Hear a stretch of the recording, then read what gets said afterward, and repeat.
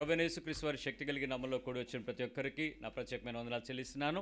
మరి మనం నేర్చుకుంటున్నటువంటి దేవుని యొక్క మాటలో వాక్యానుసారమైనటువంటి జీవితం కొరకు మనిషి ఎలాంటి పరిస్థితుల్లో నడుస్తాడు అనేటువంటి విషయాన్ని మనం వింటూ శరీరం యొక్క ప్రయోజనకరమైనటువంటి జీవితం గురించి మనం నేర్చుకుంటున్నాం. మొదటిది, దేవుని ఇష్టం కోసం మన సొంతాన్ని మనం కోల్పోగలగడం నేర్చుకున్నాం. రెండవది, దేవుని యొక్క కోరికల కోసం నా కోరికల్ని నేను ఎలా మార్చుకోగలను అని నేర్చుకున్నాం. మూడవది, దేవుని చిత్తం కోసం నా స్వంతాన్ని నేను ఎలా వదులుకోగలను అని నేర్చుకున్నాం. నాలుగవది, దేవుని ఆలోచన కోసం నా అభిప్రాయాలని నేను ఎలా కోల్పోవాలని నేర్చుకున్నాను. ఐదవది, దేవుని సంతోషం కోసం నా సంతోషాన్ని లేక నా బలాన్ని ఎలా వదులుకోవాలి నేర్చుకున్నాం. ఆరవది, దేవుని ఆనందం కోసం నా హృదయ ఆనందాలను ఎలా మార్చుకోవచ్చు మనం నేర్చుకున్నాం. ఏడవది, దేవుని అభీష్టం కోసం నన్ను నేను ఎలా నలగగొట్టుకోవడానికి యేసు అయితే సిద్ధపడతాడో అలాగ మనం నేర్చుకున్నాం. ఎనిమిదవది, దేవుని ప్రణాళికల కోసం నా స్వంత ప్రయోజనాలని ఎలా మానుకోవాలి నేర్చుకున్నాం. తొమ్మిదవది, దేవుని అవసరం కోసం నా ప్రాణాన్ని ఎలా పంచుకోవచ్చు అనేది నేర్చుకున్నాం. పదవది, దేవుని రాజ్యం కోసం నా జీవితాన్ని నేను ఎలా ఇచ్చుకోవాలి మనం నేర్చుకుంటున్నాం. దేవుని యొక్క రాజ్యం కోసం మన జీవితాన్ని ఎట్లా వదిలేసుకోవచ్చు, ఇచ్చేసుకోవచ్చు అనేటువంటి విషయం చాలామందికి అర్థం కాని విషయం ఏంటంటే, ఎక్కడో సువార్త ప్రకటిస్తూ ఉంటే ఆ సమయంలో సువార్త ప్రకటిస్తున్న వ్యక్తులతో పాటు ఉన్న ఒక గుంపు సువార్త వినటానికి వస్తే అకస్మాత్తుగా ఎవరో ఒక మాబ్ అంటే ఒక గుంపు ఒక్కసారి దొమ్మిగా పడిపోయి ఒకళ్ళని ఎవరినో కొట్టేశారనుకోండి. అది రాజకీయ ప్రయోజనాలకు అటు ఇటు తిరిగి ఆ మొత్తానికి వీళ్ళు యేసు ప్రభు కోసం చనిపోయాడని చెప్పారనుకోండి. ఆ వ్యక్తి ఎవరో తెలీదు, చెప్పిన వ్యక్తి కాదు, వినటానికి వచ్చి సిద్ధపడిన వ్యక్తి కాదు, బట్ సమెక్స్ చనిపోయాడు. ఆ వ్యక్తి దేవుని రాజ్యం కోసం చనిపోయాడని మనం అందరినీ నమ్మించవచ్చు. కానీ పరలోకానికి పంపించగలమా? పంపించలేం. ఎందుకంటే ఈరోజు మరణాలన్నీ కూడా ప్రాణం రక్షించుకోవడానికి మరణం కావచ్చు, లేక ప్రాణం దక్కించుకోవడానికి జరిగే మరణాలు కావచ్చు, లేక ప్రాణాపాయాన్ని బట్టి దాక్కోవడానికి వెళ్ళి మరణించిన పరిస్థితులు కావచ్చు. కానీ ప్రభు రాజ్యం కోసం వాళ్ళ జీవితాలను పణంగా పెట్టిన ప్రాణాలు అయితే కాదు. అలాగే మనము దేవుని యొక్క రాజ్యం కోసం మన జీవితాన్ని ఎంత ఎక్కువగా ఇచ్చుకోగలుగుతామో, అంటే సంసిద్ధమైన మనసుతో, పూర్తి హృదయంతో, పూర్తిగా ఏమాత్రం జంకు బెంకు లేకుండా, జడిపోకుండా, వెనక్కి తిరిగిపోకుండా నేనున్నాను అని ఎలా అయితే తలగొట్టించుకోవటానికి సిద్ధంగా ఉన్నారు బైబిల్లో మనం చూసిన నాయకులు ఉన్నారో, ఆ స్థాయిలో ఎలాంటి పరిస్థితుల్లో దేవునికి ఇష్టంగా ఉంటారు అనేది మనం నేర్చుకున్నాం. మరి దీనిలో భాగంగా ఒక భాగాన్ని మనం చూసినప్పుడు రక్తమాంసాలు దేవుని రాజ్యాన్ని స్వతంత్రించుకోవనే విషయాన్ని మనకి అర్థమైపోయింది. ఇక్కడ మరొక విషయాన్ని బైబిల్లో నుంచి లోతుగా వెళ్ళి పరీక్షించుకుందాం. రక్తమాంసాలు నిజంగా దేవుని యొక్క రాజ్యాన్ని స్వతంత్రించుకోవని తెలిసిన మనకి శరీరము నుంచి జరిగించేటువంటి పరిస్థితుల నుండి ఎలాగ దాని నుంచి కాపలా కాసుకోవాలో మనం తెలుసుకోవాలి. ఒకసారి చూద్దాం. గలతీయులకు రాసిన పత్రిక 5వ అధ్యాయము, గలతీ పత్రిక 5వ అధ్యాయము, గలీషియన్స్ చాప్టర్ 5.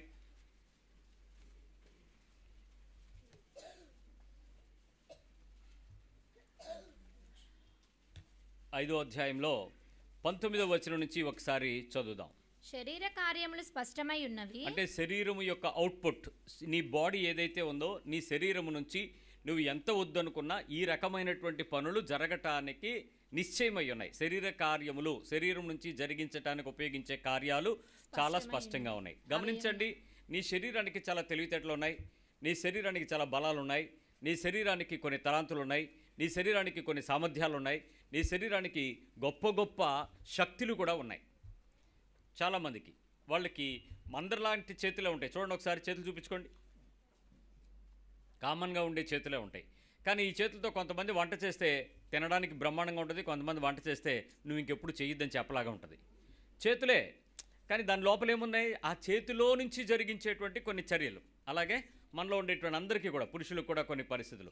సో బాడీ పార్ట్స్ అందరికీ ఒకేలాగా ఉండొచ్చు, పైనుంచి కింద వరకు. కానీ దానికి ఉండేటువంటి ఆ బలము, శక్తి, జ్ఞానము, తలాంతు, అభిషేకము, అధికారము, వీటన్నిటిని బట్టి రకరకాల కార్యాలు ఉంటాయి. కానీ బైబిల్ చెప్పేది ఎప్పుడూ కూడా శరీర కార్యాలు రెండు విషయాలని చెప్పుద్ది. ఒకటి, దేవునికి విరోధమైన కార్యాల గురించి మాట్లాడుతుంది. రెండు, నీ శరీరానికి ఆత్మకు మధ్యలో పోరాటం కలిగించే కార్యాల గురించి మాట్లాడుతుంది. బైబిల్ ఒక్కటే ఈ రెండు విషయాలను చెప్పగలదు. మిగిలిన వాళ్ళు ఎవరైనా డాక్టర్ దగ్గరికి వెళ్ళి, సార్ నా లోపల పోరాటం ఏంటో చెప్పండి అంటే డాక్టర్ ఏమంటాడు? నీ సిమ్టమ్స్ చెప్పు, అప్పుడు నీ జబ్బు ఏంటో చెప్తాను, టెస్ట్ ఏం రాయాలో చెప్తానంటాడు. కానీ స్పిరిచువల్గా బైబిల్ దగ్గరికి వచ్చేటప్పటికి నీ లోపల ఏముందో నువ్వు చెప్పక్కలే, అది చెప్పేస్తుంది. ఆ తర్వాత దాన్ని ఒప్పుకోవాల్సిందే. చూద్దాం ఏమేమి ఉన్నాయో. శరీర కార్యములు స్పష్టంగా ఉన్నాయి. అవి ఏంటంటే అవేవనగా ఆ. జారత్వము, అపవిత్రత, ఉమ్, కాముకత్వము, విగ్రహారాధన, అభిచారము, ద్వేషములు, కలహము, మత్సరములు, క్రోధములు, కక్షలు, భేదములు, విమతములు, అసూయలు, మత్తతలు, అల్లరితో కూడిన ఆటపాటలు మొదలైనవి. ఇవన్నీ ఎందుకు శరీర కార్యాలు స్పష్టంగా ఉన్నాయి అని అంటే, నీ శరీరంతో కొన్ని అస్పష్టంగా, అంటే తెలిసి తెలియనట్లు, నాకు ఇది అవ్వటం లేదు, నాకు ఇది జరగటం లేదు, నాకు ఇది ఏంటో తెలియదు అనుకునేలాంటి అస్పష్టమైన కార్యాలు కావు. ఇవి చాలా క్లియర్ కట్గా మన బాడీలో నుంచి పనిచేస్తూ ఉంటాయి. ఇంతకీ గలతీయులు అనేటువంటి పత్రిక, గలతీయులకు అపోస్తలుడైనటువంటి పౌలు ద్వారా రాయబడినటువంటి ఈ పత్రిక మీరు చూసినట్లయితే దేవుని యొక్క రాజ్యము గురించి ప్రకటిస్తూ కట్టబడినటువంటి సంఘంలో ఉన్న క్రైస్తవులు అనబడిన జనాంగానికి రాయబడిన విషయాలు ఇవి. అన్యులకు రాయలేదు కదా. అన్యులు అనుకోండి, అరే బాబు మీరు ఎలా ఉన్నారు అని చెప్పొచ్చు. కానీ ఇక్కడ యేసు ప్రభుని నమ్ముకుని నడిచిపోతున్న సంఘంలో ఉండే వ్యక్తులకు మీకు ఇలాంటి లక్షణాలు ఉన్నాయి, ఈ శరీరంతో ఈ కార్యాలు స్పష్టంగా ఉన్నాయి, చూసుకోండి అని హెచ్చరిక చేస్తున్నాడు. అంటే ఇది ఎవరికి సంబంధించిన విషయం అని అనుకోవాలి మనం? మనకి సంబంధించిన నేటి కాలపు సంఘానికి కూడా వర్తమానంలో ఉండేటువంటి వర్తమానమే అని మనం అనుకోవాలి. ఇప్పుడు చూద్దాం ఒకసారి ఇవన్నీ ఏం జరుగుతాయట. వీటిని గూర్చి నేను మునుపు చెప్పిన ప్రకారము ఇట్టి వాటిని చేయువారు దేవుని రాజ్యమును స్వతంత్రించుకొనరని మీతో స్పష్టముగా చెప్పుచున్నాను. సో వీటిని చేసేటువంటి వాళ్ళు దేవుని రాజ్యమును ఏం చేసుకోరంట? స్వతంత్రించుకొనరు. నువ్వు పొందుకోలేవు. దాని లోపలికెళ్ళి నేను కూడా దేవుని రాజ్యంలోకి వచ్చాను హుర్రే అని కేకలేటానికి అవ్వదు. దేవుని రాజ్యాన్ని స్వతంత్రించుకోవాలి అనంటే ఈ లక్షణాలపై నీకు జయము పొంది ఉండాలి. ఈ లక్షణాలను నువ్వు ఖచ్చితంగా తెలుసుకొని వాటిని విడుచుకొని మరింకెన్నడూ వాటి జోలికి వెళ్లకుండా, అటువైపు నీకు ఆకర్షిస్తున్న ఈ లోకం, ఈ శరీరం, ఈ మనస్సు, ఈ హృదయం, ఈ 4 పోరాటాల నుంచి దాటుకుని తప్పించుకుని కాపాడుకుని నిన్ను నువ్వు రక్షించుకుంటూ నీ స్నేహితులు, నీ బంధువులు, నీ జనము, నీ అన్యులు, నీ ముందుండేటువంటి అధికారాలు, కొన్ని పరిస్థితులు ఖచ్చితంగా మనం ఏం చేయాలి? వీటిని దాటి దాక్కోవడానికి పరిస్థితి రావాలి. ఇంత కష్టపడితే తప్ప దేవుని రాజ్యంకు మనం స్వాతంత్రించుకోలేమని బైబిల్ చెప్తుంది. ఇవన్నీ దేని వల్ల జరుగుతాయి చెప్పండి? శరీరం వల్ల జరుగుతాయి. అంటే శరీరము ఉండంగా నువ్వు వీటిని చేసేటప్పుడు ఎంత వద్దనుకున్నా ఇవన్నీ జరుగుతాయి. ఒకసారి ఆలోచన చేద్దాం. శరీరానికి ఉండేటువంటి గొప్పతనం, శరీర కార్యాలు ఇవన్నీ చేస్తే ఏం జరుగుద్ది? ఒకసారి మనలో మనం ఆలోచించుకోండి. ఇవన్నీ చేస్తే ఏమవుద్ది? దేవుని రాజ్యం సంగతి పక్క పెట్టండి. అసలు నేను చేస్తే ఏమవుతుంది అని ఆలోచించండి. ఇవన్నీ చేస్తే మీరు ఎలా ఉంటారు? చేస్తే నిజం చెప్పని ఎలా ఉంటారో చాలా హ్యాపీగా ఉంటారు. ఇది చాలా హ్యాపీగా ఉంటారు. ఎక్కువ చేయటానికి ఇష్టపడుతుంది ఇది బాడీ.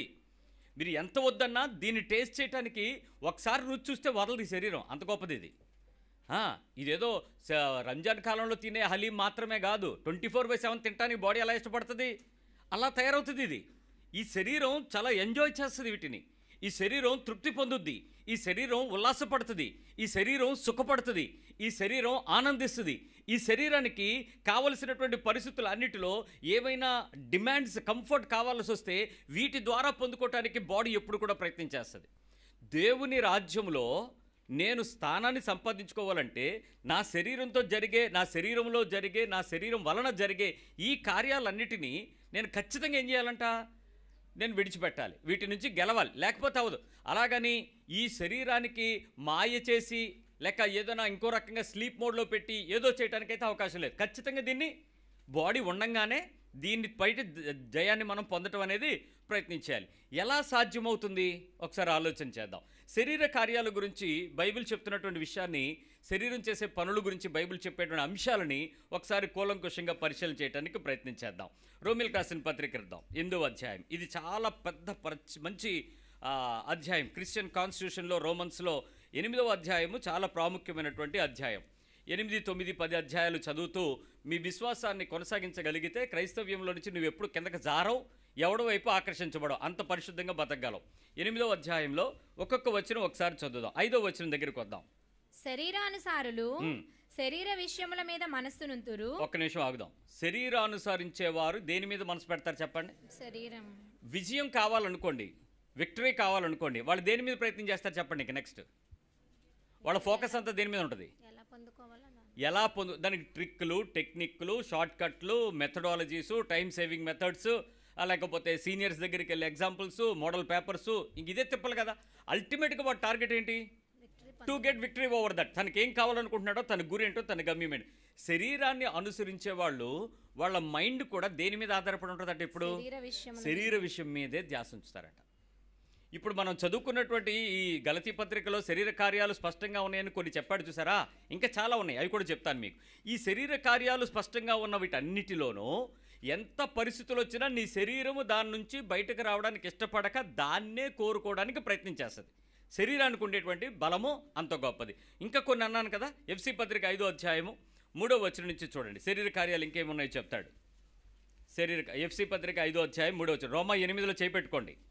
మీలో జారత్వమే గాని, ఇక్కడ మళ్ళీ చెప్తున్నాడు, జారత్వము, ఏ విధమైన అపవిత్రతలు, లోభత్వమే గాని, లోభత్వం అంటే పిసినారితనం, వీటి పేరైనను ఎత్తకూడదు. అసలు ఇటు పేరు కూడా రాకూడదంట. అంటే బాడీ లోపల ఇవన్నీ ఎలా ఉంటాయి చూసుకోండి. కంటిన్యూగా నువ్వు ఎంత వద్దన్నా, నువ్వు ఏ సబ్బు పెట్టి కడిగినా, ఏ శానిటైజర్ వేసినా, ఆఖరికి డెటాల్ ఫుల్గా తాగేసినా ఇది నీ లోపల నుంచి బయటికి పోవు. అంత రకాలైనటువంటి శరీర కార్యాలు ఇవి. జర్మ్స్ కాదు, ఇవి నీ బాడీలో పార్ట్స్. ఇంకా ఇదే పరిశుద్ధులకు తగినది.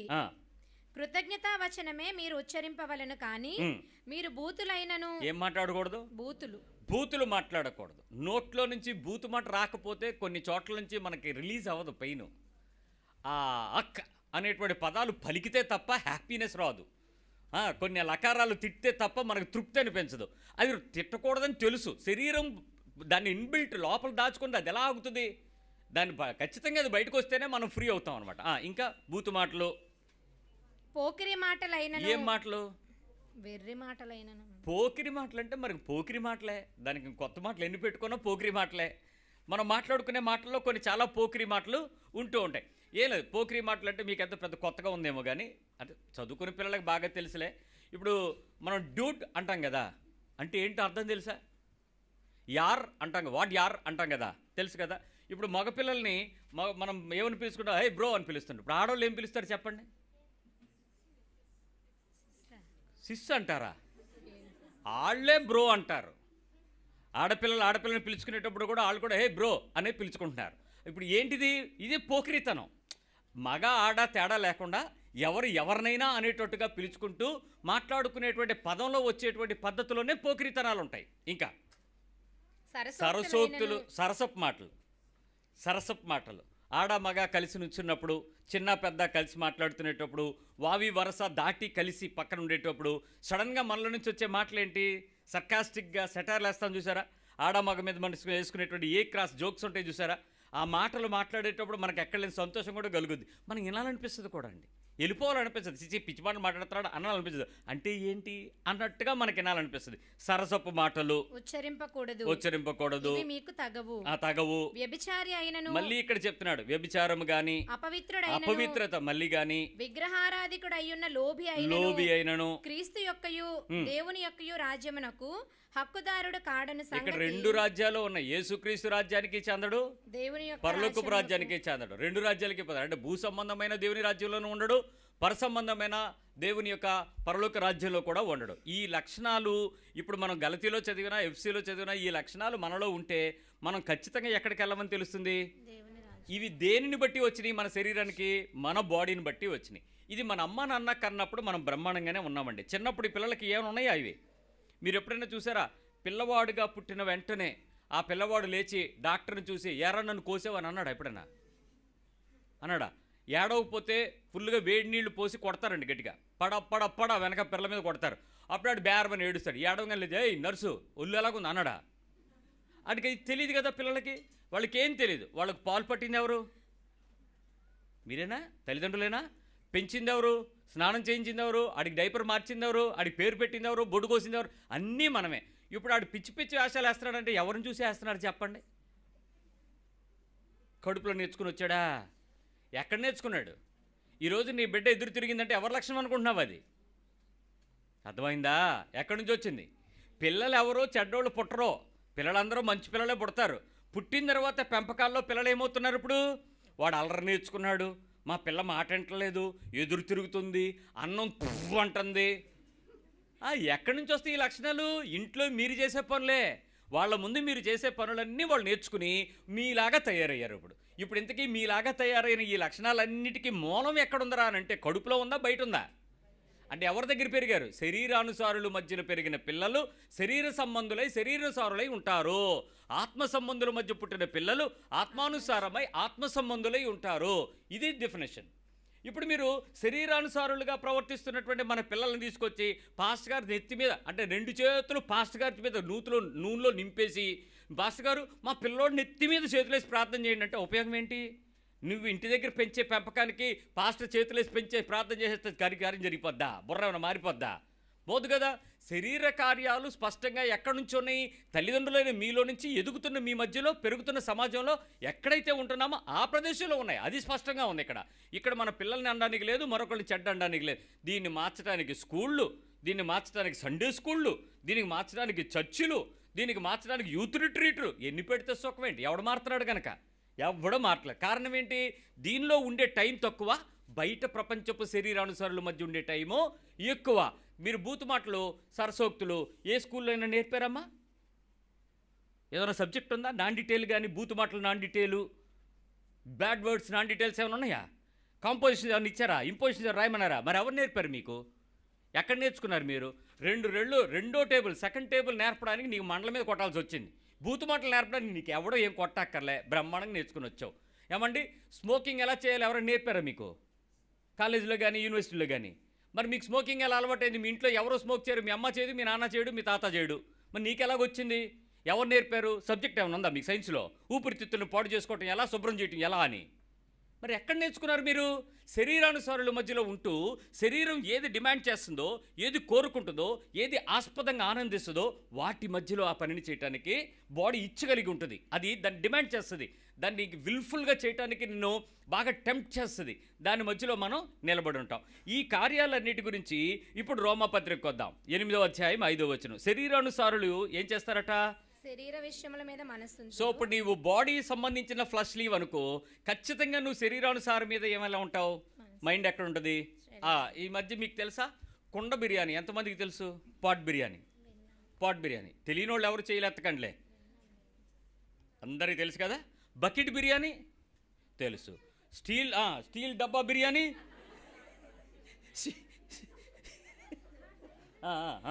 నీకు తెలుసు, స్టీల్ డబ్బా బిర్యానీ తెలుసు. ఇక్కడ ఏ రకం బిర్యానీ వచ్చినప్పుడు, కొత్త బిర్యానీ వచ్చేగానే రీల్స్ వచ్చేసిన తర్వాత మనోళ్ళు వెళ్ళి సబ్స్క్రైబర్లతో పాటు తినేసిన తర్వాత ఇక ఆ తర్వాత మనం తినేంత వరకు నిద్ర ఉండదు. అప్పుడు ఎక్కడ ఆలోచిస్తూ ఉంటుంది? ముందు రోజు బిర్యానీ తిన్నా మరుసటి రోజు బిర్యానీకి మనసు ఎక్కడ ఉంటుందో చెప్పండి అంటే అప్పుడు ఎవరి మీద ఉంది నీ మనసు? అంతే. శరీరానుసారులు శరీర సంబంధం మీద మనసు ఉంచుతారు. తిండి వణికిన మనసు కలిగిన వారు తిండి మీద మనసు పెట్టుంటారు. ఎక్కడో ఏదో బాగుంటుందనంటే దాని గురించి ఆలోచిస్తారు. ఎంతసేపు దీనికి సంబంధించి ఆలోచిస్తారు. ఏమండి, గొడవ పడాలని మనసు కలిగి ఉందనుకోండి, నీకు గొడవలు పెట్టుకోవాలి, గొడవ పడాలి అని, ఎక్కడైనా ఏదైనా చిన్న గొడవ అనగానే నీ మైండ్ అంతా ఎక్కడికి వెళ్ళిపోద్ది? ఏమన్నారు? ఎవరు ఏమైంది? ఎవరన్నారు? ఎవరు? అదేనా? తోడుకోళ్ళా? ఆడపడుచా? ఎవరిది? ఆవిడా? నాకు తెలుసు. ఏం తెలీదు. నీ మైండ్ అంతా ఎక్కడ ఉంటుందో, నీ మనసు అంతా ఎవరితో ఉంటుంది? వాళ్ళకి సంబంధించిన సర్కిల్లో వైఫై తిరిగినట్టు తిరుగుతూ ఉంటుంది. సెర్చ్ ఇంజిన్ ఫెర్చ్ ఇంజిన్ టక్క డేటా తెచ్చుకోవడానికి ప్రయత్నం చేస్తుంది. ఏ మైండ్ శరీరం అయితే ఉందో శరీరానుసారులు శరీరమైనటువంటి వాటి మీదే మనసు ఉంచుతారు. మీకు ఇంకా షాక్ చూసి చెప్పనా?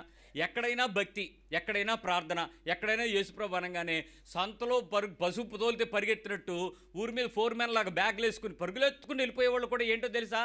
భక్తి మీద మనసు ఉన్నవాళ్ళు, దేవుడి మీద మనసు ఉన్నవాళ్ళు కాదు వీళ్ళు. ఎక్కడ భక్తి అన్న అక్కడ పొరలెడతా ఉంటారు అంతే. ఎక్కడైనా పాస్టర్ గారే కదా, ఎక్కడైనా వాక్యమే కదా, ఎక్కడైనా సేవకుడే కదా, ఎక్కడైనా దేవుడి మాటే కదా. నిజంగా దేవుడి మాట నీ లోపలికి వచ్చి ఆత్మానుసారం అయ్యావా, ఇంకా శరీరానుసారం అయ్యావా? చూసుకోండి. మరి ఆత్మానుసారం అవ్వలేదంటే కారణం ఏంటి? ఆత్మానుసారుల మధ్యలో మనం ఉండడానికి మనసు పెట్టలేకపోతున్నాం. శరీరానుసారం మీద మనసు ఉంచుకుని ఆ రకమైన భక్తి కేంద్రంగా ఉండడం వల్ల భక్తి పరులుగా మారుతాం అంతే. శక్తి కలిగినటువంటి ఆత్మీయంగా మారలేం. ఇంకా చెప్తున్నాడు తర్వాత వచ్చిన శరీరానుసారులు ఆత్మ విషయముల మీద మనస్సునుంతురు, శరీరానుసారమైన మనస్సు మరణము. ఎక్కడ తీసుకెళ్తుంది నీకు శరీరానుసారమైనటువంటి మనసు? మరణానికి. అప్పుడు నీ బాడీ తీసుకెళ్లేది ఎక్కడికి? అల్టిమేట్గా నిన్ను ఎక్కడ తీసుకెళ్తా? బతికించడానికి తీసుకెళ్తుందా, సావడానికి తీసుకెళ్తుందా? మరి భక్తికి తీసుకెళ్లి చర్చిలో కూర్చోబెట్టినా, తీసుకెళ్ళి ఇంకెక్కడో భక్తి అనుకుని ప్రార్థనా కూటాల్లో కూర్చోబెట్టినా 24/7 ప్రార్థనా గుంపులో కూర్చున్నా ఆఖరికి శరీరానుసారమైన మనసు కలిగిన నీవు ఎక్కడికి వెళ్ళి చచ్చిపోతావంటే చావుకి వెళ్ళడానికి భక్తి మార్గాలు ఎంచుకుంటావు అంతే. శారీరక మార్గాలు లోకంలో ఎలాగైనా పోతావు, కానీ ఆత్మీయ మార్గం కూడా నేను నరకానికి తీసుకెళ్తే లేక మరణాన్ని తీసుకెళ్తే ప్రయోజనం కాదు. ఇంకా ఆత్మానుసారమైన మనస్సు జీవమును సమాధానమునై ఉన్నది. ఆత్మానుసారమైన మనస్సు జీవము సమాధానమై ఉన్నది. ఎలయనగా శరీరానుసారమైన మనస్సు దేవునికి విరోధమై ఉన్నది. ఈ పక్క వాళ్ళు చెప్పండి, శరీరం అనుసరించి నువ్వు ఏది ఆలోచించినా దేవుడికి అపోజిట్ అయిపోతావని. ఎవరికి విరోధంగా ఉంది? శరీరాన్ని అనుసరించినటువంటి ఏ మైండ్ ఉన్నా నువ్వు ఎవరికి శత్రువు అవుతావు? ఫస్ట్ దేవునికి విరోధం. మీ పిల్లోడు బాగా పెరగాలనుకుంటున్నావు, ఇది శరీరానుసారమైన మనసా ఆత్మానుసారమైన మనసా? అప్పుడు నువ్వు ఫస్ట్ ఎవరికి శత్రువు అవుతావు? అప్పుడు నువ్వేం చేయాలి? దేవునికి ఇష్టమైన మనసుగా మారాలంటే నీ బిడ్డని దేనిలో పెంచాల్సి ఉంటుంది? చదువు దేవునికి వ్యతిరేకం కాదు, సమాజంలో ఉద్యోగం చేయటం దేవునికి వ్యతిరేకం కాదు, ఏదైనా సంపాదించుకోవటం దేవునికి వ్యతిరేకం కాదు, సంపాదించుకోవడానికి దేవుణ్ణి అడ్డం పెట్టుకోవడం దేవుడికి వ్యతిరేకం. నేను మళ్ళీ చెప్తున్నాను, నువ్వు ఉద్యోగం చేసుకో, వ్యాపారం చేసుకో, వ్యవహారం చేసుకో, కోట్లు సంపాదించు, పెద్ద ఆర్థిక శాఖ మంత్రిగా మారిపో, ప్రధానమంత్రిగా మారిపో, దేశాన్ని సంపాదించుకోవడానికి అలెగ్జాండర్ కన్నా ఇంకో కత్తి పట్టుకుని యుద్ధం చేయి, దేవుడు ఏమనడు, నిన్ను దీవిస్తాడు. కానీ ఆ దీవెనలన్నిటికీ దేవుడిని అడ్డం పెట్టుకుని భక్తి వేషాలు వేస్తే మాత్రం దేవుడు ఊరుకోడు, దేవుడికి నువ్వు శత్రువు. పాయింట్ అర్థమైందా? నాకు చదివి ప్రభు అనంటే తప్పులేదు, దేవుడు ఇస్తాడు. కానీ నన్ను ఎలాగొకలా పాస్ చేయి, నేను నీ దగ్గరికి వస్తానంటే మాత్రం దేవుడు ఊరుకోడు, అది దేవుడికి వ్యతిరేకం. నువ్వు దేవుడిని అడ్డం పెట్టుకుని పరీక్ష పాస్ అవడానికి ట్రిక్కులు డిమిక్లు లేవు. అట్లకు ప్రార్థన చేసేవాళ్ళు, పెన్లకు ప్రార్థన చేసేవాళ్ళు, 50 రూపాయలకి 100 రూపాయలకి కిట్టు, పరీక్ష కిట్టు అందించే ఈ వ్యాపార గారడి సీమోన్లైన దేవుని మందిరాన్ని నడిపించే సేవకులు, వీళ్ళందరూ కూడా దేవుని రాజ్యానికి వ్యతిరేకలే. మిమ్మల్ని నాశనానికి తీసుకుపోతారు శరీరానుసార్లు. ఇవి అసలు లేవు బైబిల్లో. దేవుణ్ణి అడ్డం పెట్టుకుని నీ భక్తిని కానీ, నీ శక్తిని కానీ, నీ జీవితాన్ని కానీ, శరీరాన్ని కానీ ఉల్లాసపరుచుకుని పెంచుకునే ఏదైనా శరీరానుసారమైన మనసు ఎవరికి శత్రువు అవుతాడు? ఫస్ట్ దేవునికి శత్రువు అవుతాడు. భక్తి చేసుకో, నీ భక్తికి దేవునికి కావాల్సిన రీతిగా మార్చుకోవటానికి ఉపయోగించుకో. నీకు కావాల్సింది వాడుకోవటానికి దేవుని కానీ, సంఘాన్ని కానీ, సేవకుని కానీ, పేరుని కానీ వాడుకున్నావా దేవునికి శత్రువు అవుతావు. జాగ్రత్త. ఇంకా అది దేవుని ధర్మశాస్త్రమునకు లోబడదు. రెండోది దేనికి లోబడదు? శరీరానుసారమైనటువంటి మనసు వాక్యము ధర్మశాస్త్రానికి లోబడదు. అంటే నియమం ఏదైతే దేవుడు పెట్టి ఈ నియమం ప్రకారం మీరు జీవిస్తే తప్ప నా మనుషులు అని మీరు అనిపించుకోరని చెప్పాడో దానికి వ్యతిరేకంగా పనిచేస్తుందట. ధర్మశాస్త్రంలో మనుషులందరూ కూడా ఒప్పుకోదగినటువంటి విషయాలు 3 ప్రాముఖ్యమైన విషయాలు ఉంటాయి. మొట్టమొదటిది సున్నతి. ధర్మశాస్త్ర ప్రకారము నువ్వు దేవుని సంబంధిగా మారాలి అని అంటే మగవాడికి శారీరక సున్నతి, మొత్తం జనాంగానికి హృదయ సున్నతి. హృదయములో ఎక్కువ తక్కువ ఉన్నటువంటి ఆ కొవ్వు కణాలన్నీ కత్తిరించబడాలి, సున్నతి చేయబడాలి. రెండవది రక్షణ పొంది తీరాలి, అంటే బాప్తిస్మము పొంది తీరాలి, ప్రభువుని నా రక్షకుడిని ఒప్పుకుని తీరాలి. మూడవది ఆత్మను పొంది తీరాలి, దేవుని ఆత్మ పొందని వాడు నా వాడు కాదంటాడు. ఈ 3 నియమాలకు లోబడిపోయి సున్నతి చేయబడి అంటే హృదయాన్ని కట్ చేసుకుని శరీరాన్ని ముంచి నీటిలో నుంచి బయటకు తెచ్చుకుని చచ్చిపోయి తిరిగి లేచి ఆత్మానుసారము జీవించడానికి ఇష్టపడిన దేవుని నియమానికి లోబడిన ఒక వ్యక్తి ఖచ్చితంగా ధర్మశాస్త్రానికి లోబడతాడు, అంటే వాక్యానికి లోబడతాడు. విచిత్రం ఏంటి తెలుసా? ఈ 3 పనులు క్రైస్తవులైన మనందరం చేసేసినట్టే ఉన్నాం, కానీ మనం వాక్యానికి లోబడుతున్నామా? ధర్మశాస్త్రానికి లోబడడానికి ఇష్టంగా ఉందా? వాక్యం చెప్పిన దాని ప్రకారం ఇష్టపడతామా? చాలాసార్లు మనకు వాక్యంకి ఏమనిపిస్తుంది? మనం దేవుని యొక్క వాక్యాన్ని మీకు నచ్చని మాటలు అక్కడ ఎదురుగా వచ్చినాయి అనుకోండి, ఆనందిస్తారా? దేవుడిని కొంచెం పక్క పేజీ తిప్పేస్తారా? చెప్పరే? తిప్పేస్తాం, ఎందుకంటే మనకు నచ్చదు, ధర్మశాస్త్రానికి లోబడదు. శరీరానుసారమైన మనస్సు ధర్మశాస్త్రానికి అసలు ఎట్టి పరిస్థితుల్లోనూ లోబడదు. కానీ మీకు విచిత్రం చెప్పిన, పాత నిబంధనలో ధర్మశాస్త్రానికి లోబడి ఏ ఒక్కడో పాపం చేయకుండా దేవుని ఎదుట నీతిగా బతికేశారండి. క్రొత్త నిబంధనలోకి వచ్చాక ఫ్రీడమ్, ఫ్రీ విల్ వచ్చేసిన తర్వాత, మనస్సాక్షి యొక్క విచారణకు దాటిపోయి ప్రవర్తించిన తర్వాత, యేసు ప్రభు వచ్చిన తర్వాత ధర్మశాస్త్రానికి వ్యతిరేకంగా శాస్త్రులు పరిచయాలు వచ్చి నువ్వు తప్పు చేసావు, నువ్వు పాపం చేసావు అని చెప్పడం ప్రారంభించారు. పాత నిబంధనలు ఈ గోళ్ళే చూడండి, ఎక్కడా కూడా రాజుల చరిత్ర కానీ, మిగిలిన విషయాలు సొలొమోను దగ్గర కానీ, దావీదు దగ్గర కానీ ఎక్కడ అసలు ధర్మశాస్త్రానికి సంబంధించిన గొడవలు లేవు. యేసు ప్రభు వచ్చాక స్టార్ట్ అయింది. ఎందుకు? ఆయన హృదయం గురించి మాట్లాడడం ప్రారంభించాడు. మీరు ఎలా ఉన్నారో చూసుకోండి, మీరు చెప్పేది ఒకటి చేసేది ఒకటి, వీళ్ళు చూడండి శాస్త్రులు ఎలా ఉన్నారని ఎప్పుడైతే పెట్టాడో వాళ్ళు తప్పులు ఎత్తకడం, ధర్మశాస్త్రానికి వ్యతిరేకంగా ఎవరెవరు లోబట్టలేదో వాళ్ళు చూడటం ప్రారంభించారు. యేసు ప్రభు మీదకి వచ్చిన తప్పు కూడా ధర్మశాస్త్రాన్ని ఆయన లోబడలేదనేటువంటి మాటే. అంటే శరీరానుసారము ప్రవర్తించేవారు దేనికి లోబడరు? ఇప్పుడు ధర్మశాస్త్రానికి లోబడరు. మూడోది ఏ మాత్రమును లోబడనేరరు. నేరరు, అసలు ఒప్పుకోదంటండి. లోబడ్డం ఒక ఎత్తు అయితే లోబడ నేరరు. అసలు ఎట్టి పరిస్థితుల్లో ధర్మశాస్త్రాన్ని నేను ఎందుకు లోబడాలి, నాకు సంబంధం ఏంటి ఓల్డ్ టెస్టిమెంట్కి అన్నట్టు ఉంటుందట. నెక్స్ట్ కాగా శరీర స్వభావం గలవారు దేవుని సంతోషపరచనేరరు. అమ్మో, ఇది కూడా ఉండదండి. శరీరానుసారమైనటువంటి మనసు కలిగిన వారు ఎవరిని సంతోషపరచరు? దేవుని సంతోష. మరి ఎవరిని సంతోషపరుస్తారు చెప్పండి? సెల్ఫ్ సొంతాన్ని ఆనందింపచేస్తారు. తనకు నచ్చినట్టు, తనకు కావలసినట్లు, తను మెచ్చుకునేటట్లు, తను తృప్తి పొందేటట్లు ఆనందింపజేస్తారు. అస్సలు దేవునిని సంతోషపరచరు శరీరానుసారమైనటువంటి వారు. మీరు శరీరానుసారముగా ప్రవర్తించినట్టయితే ఎంత ప్రమాదమైనటువంటి ఈ 3 హెచ్చరికలు మీకు అర్థమవుతున్నా, మొట్టమొదటిది మీరు దేవునికి విరోధమవుతారు, రెండవది ధర్మశాస్త్రానికి లోబడరు, 3 దేవునికి ఎట్టి పరిస్థితులను లోబడడానికి ఒప్పుకోదని చెప్తుంది. ఆలోచించండి, ఎక్కడెక్కడ మీ శరీరం దేవుని యొక్క ఇష్టానికి, దేవుని యొక్క చిత్తానికి వ్యతిరేకంగా ఉందో చూసుకోండి. అక్కడ మీరు శరీరానుసారులని చెప్పచ్చు. ఇక్కడ నేను చెప్పిన ఇంక లక్షణాల తర్వాత మాట్లాడతాను. ఆ లక్షణాలన్నీ ఒకెత్తు, నా శరీరం బెండవకపోవడమే మరొకెత్తు. ఇష్టపడట్లేదు, ఒప్పుకోలేకపోతుంది, చాలా పరిస్థితుల్లో మనల్ని ఇబ్బంది పెట్టేస్తూ ఉంది. శరీరాన్ని ఎక్కడెక్కడైతే దేవుని యొక్క మాటకు లోబడకుండా ఇష్టపడటం లేదో, చెప్పిన దానికి నేను చెయ్యను అని అంటుందో, నేనెందుకు చెయ్యాలి, నాకే ఎందుకు ఈ పరిస్థితి, అందరూ సుఖపడుతున్నారు కదా, నేనే ఎందుకు ఇలా అని నీకు అనిపిస్తుందో, అక్కడ నీ విశ్వాసం దేవునికి వ్యతిరేకంగా మారిపోతూ ఉంటుంది. అసలు ఒప్పుకోదండి. మరి ఏం లేదు, సింపుల్గా అందరూ నా వైపు ఒకసారి చూడండి. స్త్రీలు పురుషులు కూడా అందము మోసకరము, డాష్ సౌందర్యం ఏటో. అప్పుడు అద్దాలు ఉండాలా తీసేయాలా? ఇంట్లో తప్పులేదు, ఉండొచ్చు. దువ్వులు ఉండాలా తీసేయాలా? తప్పులేదు, ఉండొచ్చు. రంగులు వేసుకోవడానికి ఉండాలా అక్కర్లేదా? ఉండొచ్చు, తప్పులేదు. పౌడర్లు, స్నోలు, క్రీములు ఉండాలా అక్కర్లేదా? ఉండొచ్చు, తప్పులేదు. బట్టలు, ఖరీదైన బట్టలు వేసుకోవచ్చా వేసుకోకూడదా? మిగుల ఖరీదైనటువంటి వస్త్రములతోనైనా మిమ్మల్ని మీరు అలంకరించుకోవచ్చా? కూడదు. కానీ లేకుండా ఉంటాయా? ఉండగలమా? ఉంచుకోగలమా? ఏదైనా చీప్ అని బట్టలు ఏమైనా వేసుకోవడానికి ఇష్టపడగలమా? ఎక్కడైనా ఫంక్షన్లోకి వెళ్తే అందరికన్నా మనం ఇప్పుడు ధర్మశాస్త్రాన్ని లోబడుతున్నామా లోబట్టలేదా? మన మనసు అంతా ఎక్కడ కొట్టుకుంటుంది? దేని మీద ఉంది? దేవుడిని సంతోషపరుద్దామనుందా? నన్ను నేను సంతోషపరుచుకుందామనుందా? చెప్పరేమండి. మనల్ని మనం సెల్ఫ్ సంతోషపరుచుకోవాలి. ఎంత సంతోషపరుచుకుందామని పోనీ ఏమైనా కంట్రోల్ చేసుకుందాం, పోనీ తగ్గించుకుందాం. ఎన్ని రోజులు తగ్గించుకుంటారు చెప్పండి? ఇంకోటి ఎవడైనా మీకన్నా ఎక్స్ట్రా కనపడ్డాడు అనుకోండి, ఆడు పాస్టర్ గారు అబ్బాయి ఆడే అలాగుంటే నేను ఎందుకు కొనకూడదు? మళ్ళీ స్టార్ట్, మళ్ళీ పోటీ. ఎంత పోటీ అయిపోతామంటే, ఒక్కొక్కటి జయించాల్సిన మనం, ఈ శరీరాన్ని త్యజించాల్సిన మనం, ఈ శరీరం ఏమవుద్దో మనకు తెలిసినా కూడా దానికి లోబడిపోయి దేవునికి విరోధంగా మారిపోతామట. ఇంకా 8వ వచనం, దేవుని ఆత్మ మీలో నివసించి ఉన్న ఎడల, రోమా 8:8, దేవుని ఆత్మ మీరు కాగా శరీర స్వభావం గలవారు దేవుని సంతోషపరచనేరరు. 12 కాబట్టి సహోదరులారా, శరీరానుసారముగా ప్రవర్తించుటకు మనము శరీరమునకు రుణస్థులము కాము. దేనికి మీరు బెండ్ అవ్వలేదు, దేనికి మీరు రుణస్థులు కాదు, మీరు దేనికి లోబడాల్సిన వాళ్ళం కాదు. అసలు మీకు మీరు చెప్పుకోండి, అసలు నేను దీనికి లోబడిపోతున్నానా, దీనికి దాటుతున్నానా అనండి. మీ శరీరానికి మీరు రుణస్థులై ఉన్నారా, దీన్ని గెలుస్తున్నారా? మీ బాడీని మీరు గెలుస్తున్నారా, దానికి ఓడిపోతున్నారా? మీరు గెలవడాలే ఓడిపోవాలనుకుంటే 2 విషయాలు చెప్పండి. ఒకటి, మీ కుడి చేతిని తీసుకెళ్ళి ఎడం చేతి వెనకతలు పెట్టి ఈ మీద నుంచి 2 చేతులు పట్టుకోండి, మీరు గెలుస్తారు లేదు తెలిసిపోద్ది.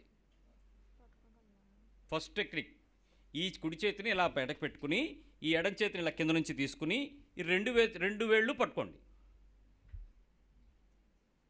ఇలా పట్టుకోండి. వెనక ఏమవుద్దో తెలుసా? మీ శరీరం గోల పెట్టేస్తుంది. నొప్పి, చెయ్యి నొప్పి, మెడ నొప్పి, వీపు నొప్పి, అయ్యి బాబాయ్ వదిలేయండి, ఏడుస్తుంది. ఫస్ట్ మీ శరీరం మీ గోల మీకు అక్కడ చెప్పదు. 2, చక్కగా ఈ ఉదయం నుంచి సాయంత్రం వరకు ఏమీ తినకుండా బిర్యానీ ఎదురుగా పెట్టుకుని ఈ రోజు ఉపవాసం అని చెప్పండి. అప్పుడు చెప్పుద్ది మీ శరీరం ఏంటో. బిర్యానీ ఎదురుగా పెట్టుకుని పొద్దు నుంచి సాయంత్రం వరకు ఏమి తినద్దు. 4:30 నుంచి బిర్యానీ వాసన అక్కడ వచ్చేలాగా ఉండాలి. నేను తిన్నాం, నా శరీరమా లోబడకో, నా ప్రాణమా యెహోవాను సన్నిధించు అని చెప్తూ ఉండు. దేవుడు చెప్పినట్టే వినపడదు. ఏమని? ఇక చాలు భక్త, ఈ పూటకి తిని నా పరిశుద్ధ ఆలయాన్ని శోధించకని. నీ దేవుని యొక్క దేవాలయం కాబట్టి ఎవడైనా దాన్ని పాడు చేసిన ఎడల దేవుడు వాడిని పాడు చేసి ఎన్ని వినపడిపోతాయి ఆత్మ చెప్తున్న సంగతులు. నీ శరీరం నిన్ను ఇబ్బంది పడు. 3వది, క్రికెట్ మ్యాచ్ వస్తుంది, లేకపోతే మొన్నటి వరకు అయిపోయింది ఆ షో. ఏం షో అది? అర్ధరాత్రులు నిద్రపోకుండా జనాలు కూర్చున్నారు. బిగ్ బాస్ షో వస్తుంది, ఆ టైంలో చెప్పు నా కన్నులతో నేను నిబంధన చేసుకుందును అని. లోకందేది చూడను, నా ఫోన్లో రీములు చూడను, సినిమాలు చూడను, మ్యాచ్లు చూడను, ఏ పనికి మళ్ళీ నేను చూడను, నా కన్నులతో నేను నిబంధన చేసుకున్నాను అది ఉన్నంగా చెప్పు. అవి వస్తున్నప్పుడు చెప్పు. ఏం చెప్పుద్ది నీ శరీరం? లోబడదా? ఎదురు తిరుగుద్దా లేదా? సరిగ్గా నీ శరీరం ఈ మూడింటిని దాటి ఆత్మీయ యుద్ధానికి యేసు ప్రభు లేదు, గాడిది గుడ్డు లేదు. పాస్టర్ చర్చ అనేది ఒక సందర్భం ఉంది. ఆదివారం పూట మీ ఇంట్లో పెళ్ళి, ఆదివారం చర్చి, మీ కుటుంబంలో మీ సొంత ఇంట్లోనే ఒకరింట్లో పెళ్ళి. చర్చి చూసుకుని పెళ్ళికి వెళ్ళే వాళ్ళు ఎంతమంది ఉన్నారు? పెళ్ళికి వెళ్ళి పరిచయాలు పెంచుకునే వాళ్ళు ఎంతమంది ఉన్నారు? మీ ఇంట్లో పెళ్ళండి, మీ సొంత ఇంట్లోనే పెళ్ళి, మీ అమ్మగారింట్లో పెళ్ళి, పుట్టింట్లో అసలు ఊరుకుంటుందా మా అమ్మకారం? ఏం చేయాలి చెప్పండి? చర్చికి వచ్చి పెళ్ళికి వెళ్తారా? పెళ్ళికి వెళ్ళి లైవ్ చూస్తారా? చెప్పరే, షార్ట్ కట్ ఉంది కదా మనకి. పెళ్ళికి వెళ్ళి ఏం చేయొచ్చు? లైవ్ నిజంగా లైవే చూస్తావా? ప్రైజ్ లోడ్ అన్నా టిక్. ఆ తర్వాత వదినా అన్నయ్య ఈ చీర ఎక్కడ కొన్నావు నాకు చెప్పలేదే, ఏంటి గాజులు ఎక్కడా ఎప్పుడు? మళ్ళీ ఒకసారి చూసి మా అన్నయ్య బాగా మాట్లాడతాడు మా ఫాస్ట్ గారు. నువ్వు పెళ్ళికి వెళ్ళావా? పరిచయానికి వెళ్ళావా? ప్రభు ఆత్మలో ఆనందించడానికి వెళ్ళావా? ఆ వాక్యపు హెచ్చరిక నీకేమైనా వినపడడానికి ఇష్టపడుతుందా? నీ శరీరం ఏం చేస్తుంది చెప్పండి ఆ టైంలో? ఖచ్చితంగా నా సొంత బంధువుల వైపు నాకు ఆకర్షిస్తుందా? నాకు దేవుడు దేవుడు దేవుడు అనేది కొట్టుకుంటుందా? కొట్టుకోదు కాదు. ఖచ్చితంగా నీ శరీరము ఇక్కడ చెప్తున్నటువంటి లేఖనం ప్రకారం ఏం చేస్తుందట? 12వ వచనం ప్రకారం శరీరానుసారంగా ప్రవర్తించుటకు మనము శరీరానికి ఏం కాదు, రుణస్థులము కాము. నిజంగా బాడీకి రుణస్థులమా కాదా? మనం బెండ్ అయిపోయి ఉన్నామా లేదా? లోబడిపోయి ఉన్నామా లేదా? అసలు ఎట్టి పరిస్థితుల్లోనూ ఒప్పుకోగలుగుతున్నామా లేదా? ఏమండి, భార్యాభర్తలు, అన్నాతమ్ములు, తల్లి పిల్లలు, కుటుంబం, రక్తబంధుత్వం, స్నేహబంధుత్వం, ఆత్మబంధుత్వం, ఇలాంటి చాలా బంధుత్వాలు మనకున్నాయి. దేవుని సంగతుల కోసం, దేవుని నీతి కోసం, దేవుని రాజ్యం కోసం నేను దీన్ని వదిలేస్తాను అని ఎప్పుడైనా అనుకున్నాక కొద్ది నిమిషాల్లో మీకు మమకారం ఏమవుద్దో తెలుసా? పొంగి పొంగి పొంగి పొంగి బయటకు వచ్చేది. వదిలేద్దాం అనుకోనంతవరకు మీకు ఇబ్బంది ఏమి ఉండదు. ఇంకా ఎలాగైనా ఇంక పాస్గా చెప్తుంటే సిగ్గేస్తుంది. ఈ శరీరం ఏంటి, అసలు ఈ బంధువులు ఏంటి, తల్లి నేను, తండ్రి నేను, ఇల్లు నేను, పల్లి నేను, ప్రేమించేవాడు నాకు పాత్రుడు కాదని చెప్తున్నాడు, ఇంక వదిలేద్దాం అనుకోండి. మీ కూతురు ఫోన్ చేస్తా అక్కడ నుంచి, అమ్మా అని. అమ్మా ఎలాగున్నావు, ఎక్కడున్నావు, ఏం తిన్నావు? ఇది అమెరికాలో ఉంది, నువ్వు ఇండియాలో ఉన్నావు. అక్కడి నుంచి అడుగుతుంది పప్పు తాలింపు ఎలాగా అని. ఇక్కడ నువ్వు వీడియో పెట్టమ్మా, నేను ఇక్కడి నుంచి నీకు డైరెక్షన్ ఇస్తాను తల్లి. మమకారమా ప్రేమ? శరీర రుణం అండి. నీ బంధువు అండి, నీ కడుపు అండి, నీ కూతురండి, నీ కొడుకండి, నీ కోడలండి, నీ చుట్టమండి. పోతుందా? ఎప్పటికైనా పోతుందా? ఎప్పటికీ పోదు. ఏ పరిస్థితుల్లోనైనా ఇలాగ. విషయం ఏంటి తెలుసా? ప్రేమ అయినా పోదు, శత్రుత్వమైనా పోదు. ఇది శరీర బంధుత్వం అంటే. అర్థమైందా? ప్రేమ పోదు. అవతరోడికి ఏమైనా అయ్యిందన్న ఆ వార్త కోసం ఎదురు చూస్తుంటుంది ప్రేమ. అయ్యిందా, అయిపోయిందా, అలాగయ్యిందా, అయ్యిందా, తెలుసా అయ్యిందట. శత్రుత్వం కోసం ఎదురు చూస్తుంది, ప్రియత్వం కోసం ఎదురు చూస్తుంది. అది శరీరానికి రుణం. కానీ మన శరీరానికి మనము రుణస్థులము కాదు. దాన్ని చెప్పినట్టు తినడానికి, దానికి లోబడ్డానికి, దాన్ని దాసుడవడానికి, దానికి పే చేయాల్సిన పరిస్థితి బాడీకి ఏమీ లేదు. ఎందుకు లేదు? ఆ విషయం నీకు అర్థం అవ్వాలి. చదువునా. మీరు శరీరానుసారముగా ప్రవర్తించిన ఎడల చావవలసిన వారై యుందురు. అంటే ఎక్కడ తీసుకెళ్తా చెప్పండి? లాస్ట్ బాడీ నిన్ను మరణానికి, చచ్చిపోవడానికి తీసుకెళ్ళిపోద్ది. అంటే ఏవైతే తినిపించుద్దో, తాగిపిస్తుందో, అనుభవిస్తుందో, తృప్తి పొందిస్తుందో, డిమాండ్ చేయిస్తుందో, ఉల్లాసపడమంటుందో, కోరిక కలిగి ఉంటుందో, సంతోషపడమంటుందో, అనుభవించు రాజా అంటుందో, ఆఖరికి తీసుకెళ్ళి ఎక్కడ పడుకుంటుంది? చచ్చి కూర్చుంటుంది. అది చచ్చేంత వరకు నీ శరీరాన్ని లోపల పెట్టుకుని, అంటే నీ బాడీ లోపల నిన్ను పెట్టుకుని, నీ బాడీ నిన్ను ఏం చేస్తుంది? చంపడానికి తీసుకెళ్తుంది. అది లాస్ట్కి నిన్ను ఎక్కడ తీసుకెళ్ళిపోద్దట? చచ్చిపోవడం. ఏమంటే ఈ ప్రసంగం అనగానే మీకు ఏమనిపించాలంటే వైరాగ్యం పుట్టాలని నేనేం చెప్పట్లే. ఈ పాస్టర్ల గోళ, ఈ దేవుడు భక్తి ఎంత వేస్ట్, మనం కూడా వెళ్ళిపోదాం ఎక్కడికో అలా అనిపించక్కర్లే. ఈ శరీరంతో ఉండంగానే నీకు ఏడుపు రావాలి. చిచ్చి ఎంత బలహీనమైందా, దీనికి నేను లోబడిపోతున్నానా, దీనికి దిగజారిపోయానా, దీనికోసమా నేను ఇబ్బంది పడుతున్నాను, ఎంత మనోనేత్రం తెరవడానికి ఆత్మ చెప్తున్న సంగతి వెనక శరీరానికి విపరీతంగా మనము దాసులమైపోతాం. అంతం ఏంటంటే దాన్ని తీసుకెళ్ళి మనల్ని ఎక్కడ చేస్తాడు? అది చంపేయడానికి ఇష్టపడుతుంది. ఈ చచ్చిపోయడానికి ఇష్టపడేటువంటి పరిస్థితి ఎంత దరిద్రంగా ఉండదంటే అల్టిమేట్గా నీ బాడీని తీసుకెళ్ళి అది ఏం చేస్తుంది చెప్పండి? చంపేస్తుంది, మరణానికి దారి తీసేస్తుంది. ఈ శరీరాన్ని మరణింపజేసిన తరువాత జరగాల్సిన విషయం మీరు అర్థం చేసుకోవాలి. నీ బాడీ బ్రతుకున్నంత వరకు బాగానే ఉంటుంది, అల్టిమేట్గా ఏమవుతుంది? ఇది మరణంకి వెళ్ళిపోద్ది. ఈలోపు మరణము తీసుకుని వెళ్ళిపోతున్న శరీరం ఎవరిని మరణంలోకి తీసుకెళ్తుందో తెలుసా? నిన్ను. నీ శరీరం నిన్ను ఏం చేస్తుంది? మరణానికి గురి చేస్తుంది. మళ్ళీ మీకు అర్థం చేసుకోండి, నీ శరీరము నిన్ను తృప్తిపరిచినట్లుగా నుండి, సంతోషపరిచినట్లుగా ఉండి, అనుభవించినట్లుగా ఉండి, దేవుడికి శత్రువు అవుతూ, దేవుని నీతికి రాజ్యానికి వ్యతిరేకమవుతూ, ధర్మశాస్త్రానికి వ్యతిరేకమవుతూ తీసుకెళ్ళి చచ్చిపోద్ది. ఆఖరికి సడన్గా చచ్చిపోయిన తర్వాత అప్పుడు నీకు అనిపిస్తుంది నేను అనేవాడు ఎవడో. అప్పుడు నీకు తెలుస్తుంది నేను ఏమవుతానో.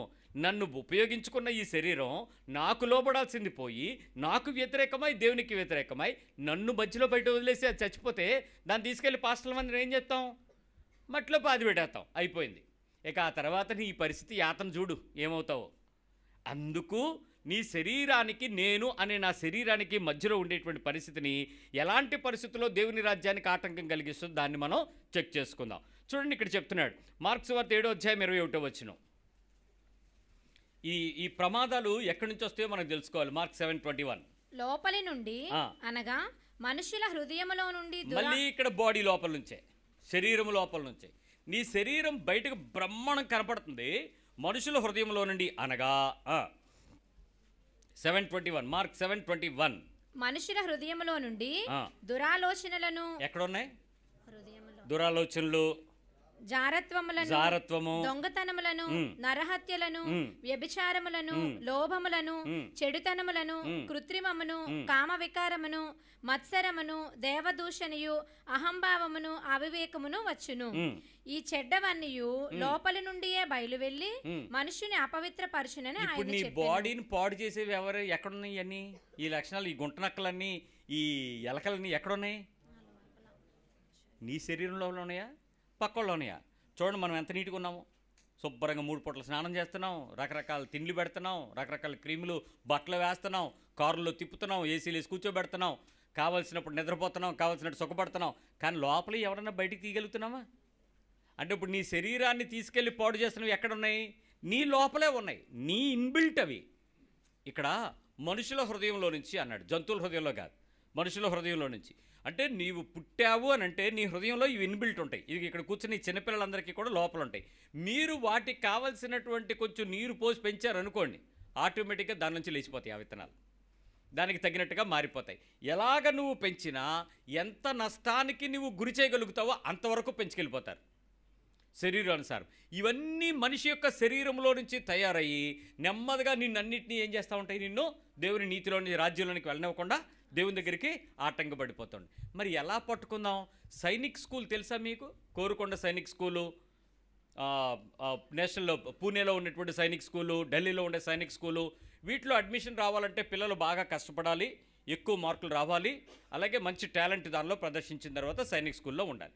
నాకు తెలిసిన సైనిక్ స్కూల్ ప్రిన్సిపల్ ఒక ఆయన నాతో పాటు ట్రావెల్ చేస్తుంటే ఎయిర్పోర్ట్లో కాసేపు కూర్చున్నప్పుడు మాట్లాడాను. నేను ఆయన అడిగాను, సార్ మీ పిల్లల యొక్క డిసిప్లినరీ మీరు ఎలా చూసుకుంటారు అంటే, మిలిటరీ ఫౌజ్లో ఎలాగైతే ఉంటుందో మా దగ్గర పిల్లలు అంతే డిసిప్లిన్లో పెరుగుతారండి అన్నాడు. ఏ వయసులో తీసుకుంటారంటే 6th క్లాస్లో తీసుకుంటాం. ఎప్పుడు వదిలిపెడతామంటే +3 డిగ్రీ అయిపోయిన తర్వాత, ఇంజనీరింగ్ కంప్లీట్ అయిన తర్వాత అవసరమైతే పంపుతామండి అన్నాడు.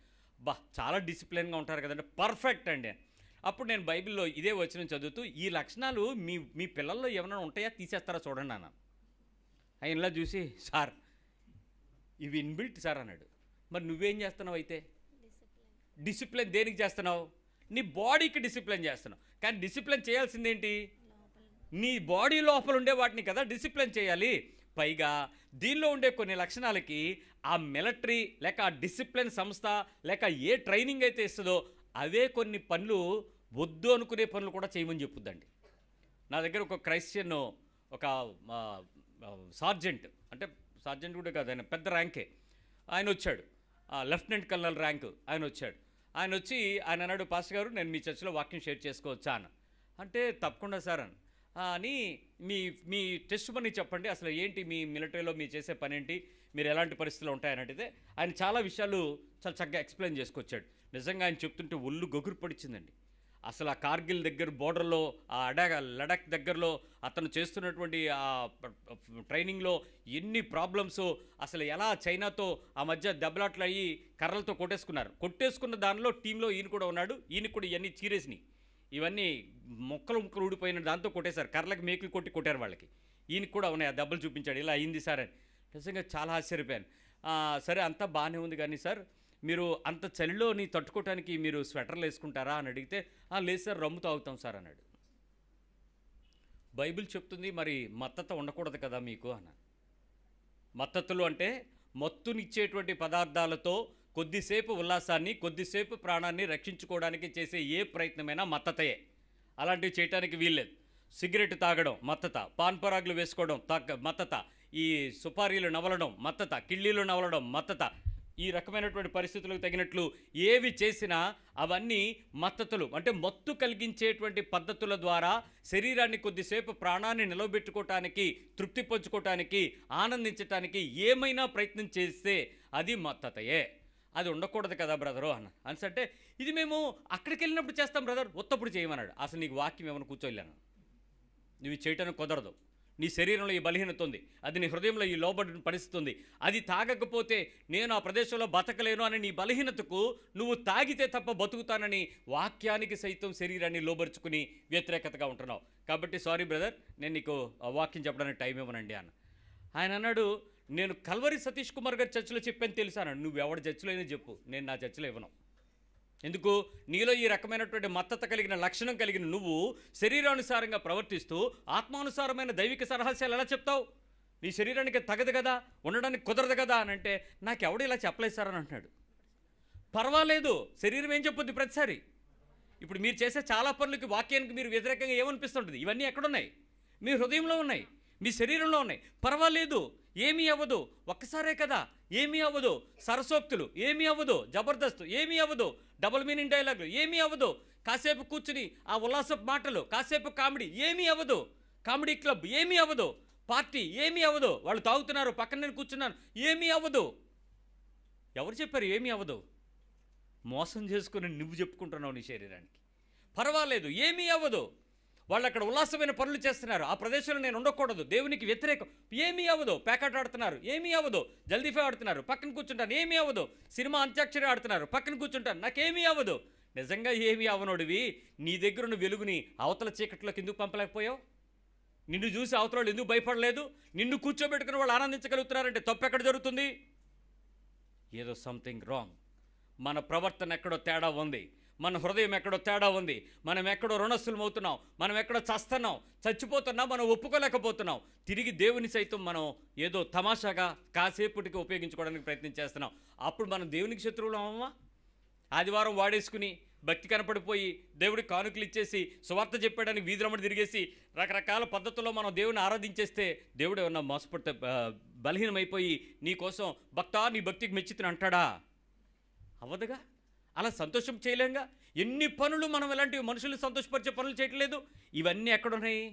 నీ హృదయంలో, నీ శరీరంలో. నువ్వు బయటకు కనబడకుండా నీ లోపలే దాచుకుని బయటికి భక్తి వేషం వేసుకుని దానికి నోటికి మాటలు, నోటికి హల్లెలూయా స్తోత్రాలు, దానికి ఆమెన్ భాషలు, అవసరమైతే యేసునామములో డిమాండ్లు, కమాండ్లు ఎన్ని నేర్పేవాడిని నీ బాడీకి. అల్టిమేట్గా మనం ఏం చేస్తున్నామంటే దేవుణ్ణి మోసగిస్తున్నామా? మనం మోసపోతున్నామా దేవుడి పేరు చెప్పి?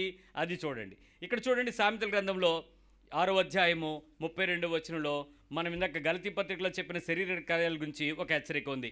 సామెతల గ్రంథము 6వ అధ్యాయము 32వ వచనం, 6:32. జరిగించువాడు కేవలము బుద్ధి శూన్యుడు.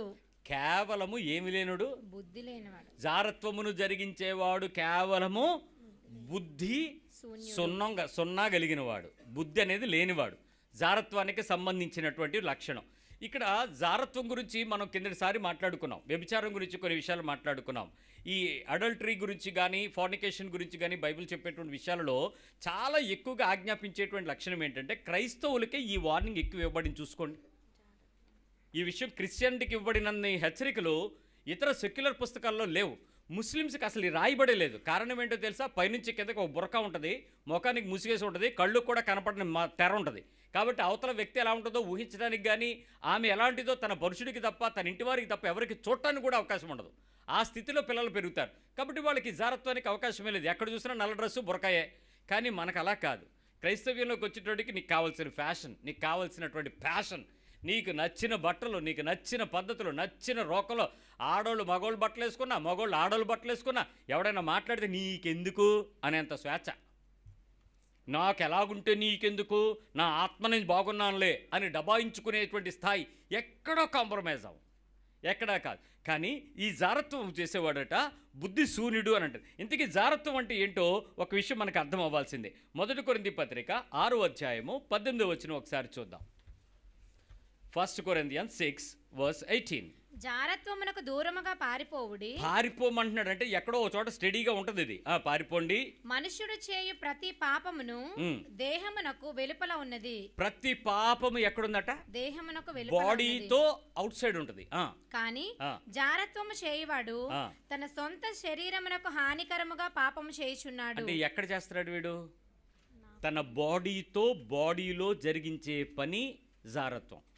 Every sin is outside your body, but only the fornication is inside your body with your body. నీ శరీరంతో చేస్తావు, నీ శరీరం లోపల చేస్తావు. ఈ రకమైనటువంటి జారత్వానికి ఎంత దూరంగా ఉండాలో అంత దూరంగా శరీరాన్ని పెట్టండి. పారిపోండి అంటే బాడీని వదిలేసి వెళ్ళిపోమనే. నీ బాడీని వదిలేసి ఎక్కడికి వెళ్తావు? ఎక్కడికైనా వెళ్ళగలరా మీ శరీరం విడిచిపెట్టి? అంతగా ప్రేమిస్తారు మీరు, చచ్చిపోతే తప్ప అది మిమ్మల్ని వదలదు. అంత స్థాయిలో మన శరీరం మీద అది జారత్వంతో దాడి చేస్తూ ఉంటుంది. అంటే శరీరానికి బయట చేసే పనులు, లోపల చేసే పని. తిండి బయట లోపల,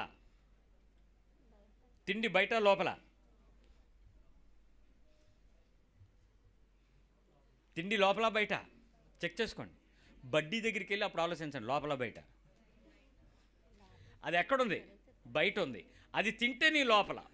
సినిమా బయట లోపల, బయట ఉంది. చూస్తే అది నీకు లోపల. గ్యాసిప్స్, కబుర్లు, పుకార్లు, ఏవో పనిమాల మాటలు ఎక్కడున్నాయి? బయట ఉన్నాయి. వింటే అవి నీ లోపలికి. కానీ జారత్వం ఉందే, ఇది నీకు ఎవరి దగ్గర నుంచి చూడక్కర్లేదు, చెయ్యక్కర్లేదు. కూర్చున్న దగ్గర నీ బాడీని సాటిస్ఫై చేసుకునే, తృప్తి పొందుకునే ఏదైనా ఒక దాన్ని నీ ఊహాలోకంలోకి వెళ్ళిపోయి పిక్చరైజ్ చేసుకుని 3D 4D 5D ఎత్తుకుని ఆఖరికి దానికి కావాల్సిన లక్షణాల్లో నీ బాడీ లోపలికి దాన్ని నింపుకుని నీ శరీరాన్ని ఉల్లాసపరుచుకునే పని జారత్వం. ఇది బయటికి బ్రహ్మాండంగానే ఉంది. నా శరీరం ఇలా ఉంటుందని నాకు తెలీదు, నా శరీరం లోపల ఇంత కోరిక ఉంటుందని నాకు తెలీదు, దాన్ని నేను సంతోషపరచడానికి నేను ఎలాగైనా తిప్పలు పడతానని కూడా మనకు తెలీదు. కానీ నిద్రలో కానీ, ఊహలో కానీ, కూర్చున్నప్పుడు కానీ, ఎవరి గురించి పట్టించుకున్నప్పుడు కానీ, దేనినైనా చూడకపోయినా కళ్ళు మూసుకునున్నా నీ లోపల, నీ మనోపలకం మీద కొన్ని బలహీనతలని, నీ శరీరంలో ఉండేటువంటి ప్రేరేపకాలని, కొన్ని ఉద్దీపనాలని చేసుకొని నీ శరీరంతో దాన్ని ప్రేరేపించుకొని నువ్వు ఆనందించగలిగే చర్య దేవునికి వ్యతిరేకమైన చర్య. It's not at all acceptable. అందుకే జారత్వానికి దూరంగా ఉండడానికి ప్రతి ఒక్కడు ఖచ్చితంగా పెళ్లి చేసుకోవాలి, ఖచ్చితంగా వివాహం చేసుకోవాలి. వివాహం ఒంటరిగా ఉండటం మంచిది కాదు. ఇది ఏ రకమైనటువంటి లైంగిక చర్యకు కూడా శరీరాన్ని ప్రేరేపించుకునేటువంటి పరిస్థితులకు లోపలికి, మనస్సులోనికి, దాని ప్రేరేపకానికి నువ్వు వద్దన్నా కూడా నీ శరీరం దాన్ని ఏం చేస్తూ ఉంటుంది? ట్రిగ్గర్ చేస్తూ ఉంటుంది. అందుకే యుక్త వయసు వచ్చేటప్పటికి ఆ హార్మోన్ల ప్రభావాన్ని బట్టి, పరిస్థితుల ప్రభావాన్ని బట్టి తప్పక సమాజంలో దేవునికి ఇష్టమైన రీతిగా ఏకాంగులను దేవుడు ఏం చేస్తాడు? సంసారులుగా చేస్తాడు. ఆ ధర్మం దేనికి పెట్టాడో తెలుసా? నీ జనరేషన్ని ఉత్పత్తి చేయటానికి, నీ తరువాత తరము తరము తరము ప్రభు రాకడ వరకు మానవాళిని వృద్ధి చెందించడానికి దేవుని యొక్క ఆది కాండంలో ఉన్నటువంటి ప్రణాళిక. కాబట్టి మనుషులు పెరగడానికి ఈ రకమైన ఉత్పత్తి క్రమాన్ని మన లోపల, ఈ యొక్క రీప్రొడక్టరీ సిస్టమ్ని దేవుడు ఇన్స్పైర్ చేసి పెట్టాడు, ఇన్బిల్ట్లో పెట్టాడు. దానిని మీ సంతోషాలకు ప్రేరేపించుకొనుట, తృప్తి పొందించుకొనుట, దాని గురించినటువంటి ఆలోచన చేయుట, చింతించుట చాలా ప్రమాదకరమైనటువంటి హెచ్చరిక, చాలా ప్రమాదకరమైనటువంటి హెచ్చరిక. ఇక్కడ ఒక హెచ్చరిక మీకు స్త్రీలకు కూడా, నేను పురుషులకు కూడా ఇద్దరికి కలిపి చెప్తున్నాను, వినండి. యవ్వన కాలంలో మీ శరీరాన్ని ఏ రకమైన అపవిత్రతకు, ఏ రకమైన లైంగిక కోరికలకు, ఏ రకమైన స్త్రీ పురుషుల యొక్క ఆకర్షణలకు, ఏ రకమైన శరీరాన్ని తృప్తిపరుచుకునే వ్యక్తి యొక్క ప్రయోగం కానీ, వస్తువు యొక్క ప్రయోగం కానీ, సహస్తము యొక్క ప్రయోగాన్ని కానీ ఉపయోగించకుండా మీ పవిత్రతను, పరిశుద్ధతను కాపాడుకోగలగాలి. జాగ్రత్త సుమి, ఏ పరిస్థితుల్లో కూడా దీనిని ప్రేరేపించినట్లయితే దానికి దూరంగా ఉండమని బైబిల్ చెప్తుంది. దాని నుంచి దూరంగా పారిపోమని బైబిల్ చెప్తుంది. అది జారత్వానికి దేవుని ఎదుట మీరు శత్రువుగా శరీరాన్ని మారుస్తూ ఉంటారు. దానిని మనం చెయ్యకూడదు. అయితే శరీరం విషయంతో ఉండేటప్పుడు బైబిల్ చెప్తున్నటువంటి విషయం, స్త్రీ పురుషులారా మీరు జ్ఞాపకం చేసుకోండి. మీరు పెళ్ళైన వారైతే, వివాహ సంబంధం కలిగిన వారైతే, వివాహంలో మీరిద్దరూ కూడా జతపరచబడి ఎవరి వియోగము లేకుండా, అంటే మరణించిన లేకుండా మీ ఇద్దరు భార్యాభర్తలై సంసారంగా చేస్తున్నట్లయితే, మీ వయసులు సహకరించని పరిస్థితుల్లో తప్ప మీ ఇద్దరు వేరుగా ఉండి మీ శరీర అవసరతలను గనక తీర్చకపోతే అది దేవుని దృష్టిలో పాపం.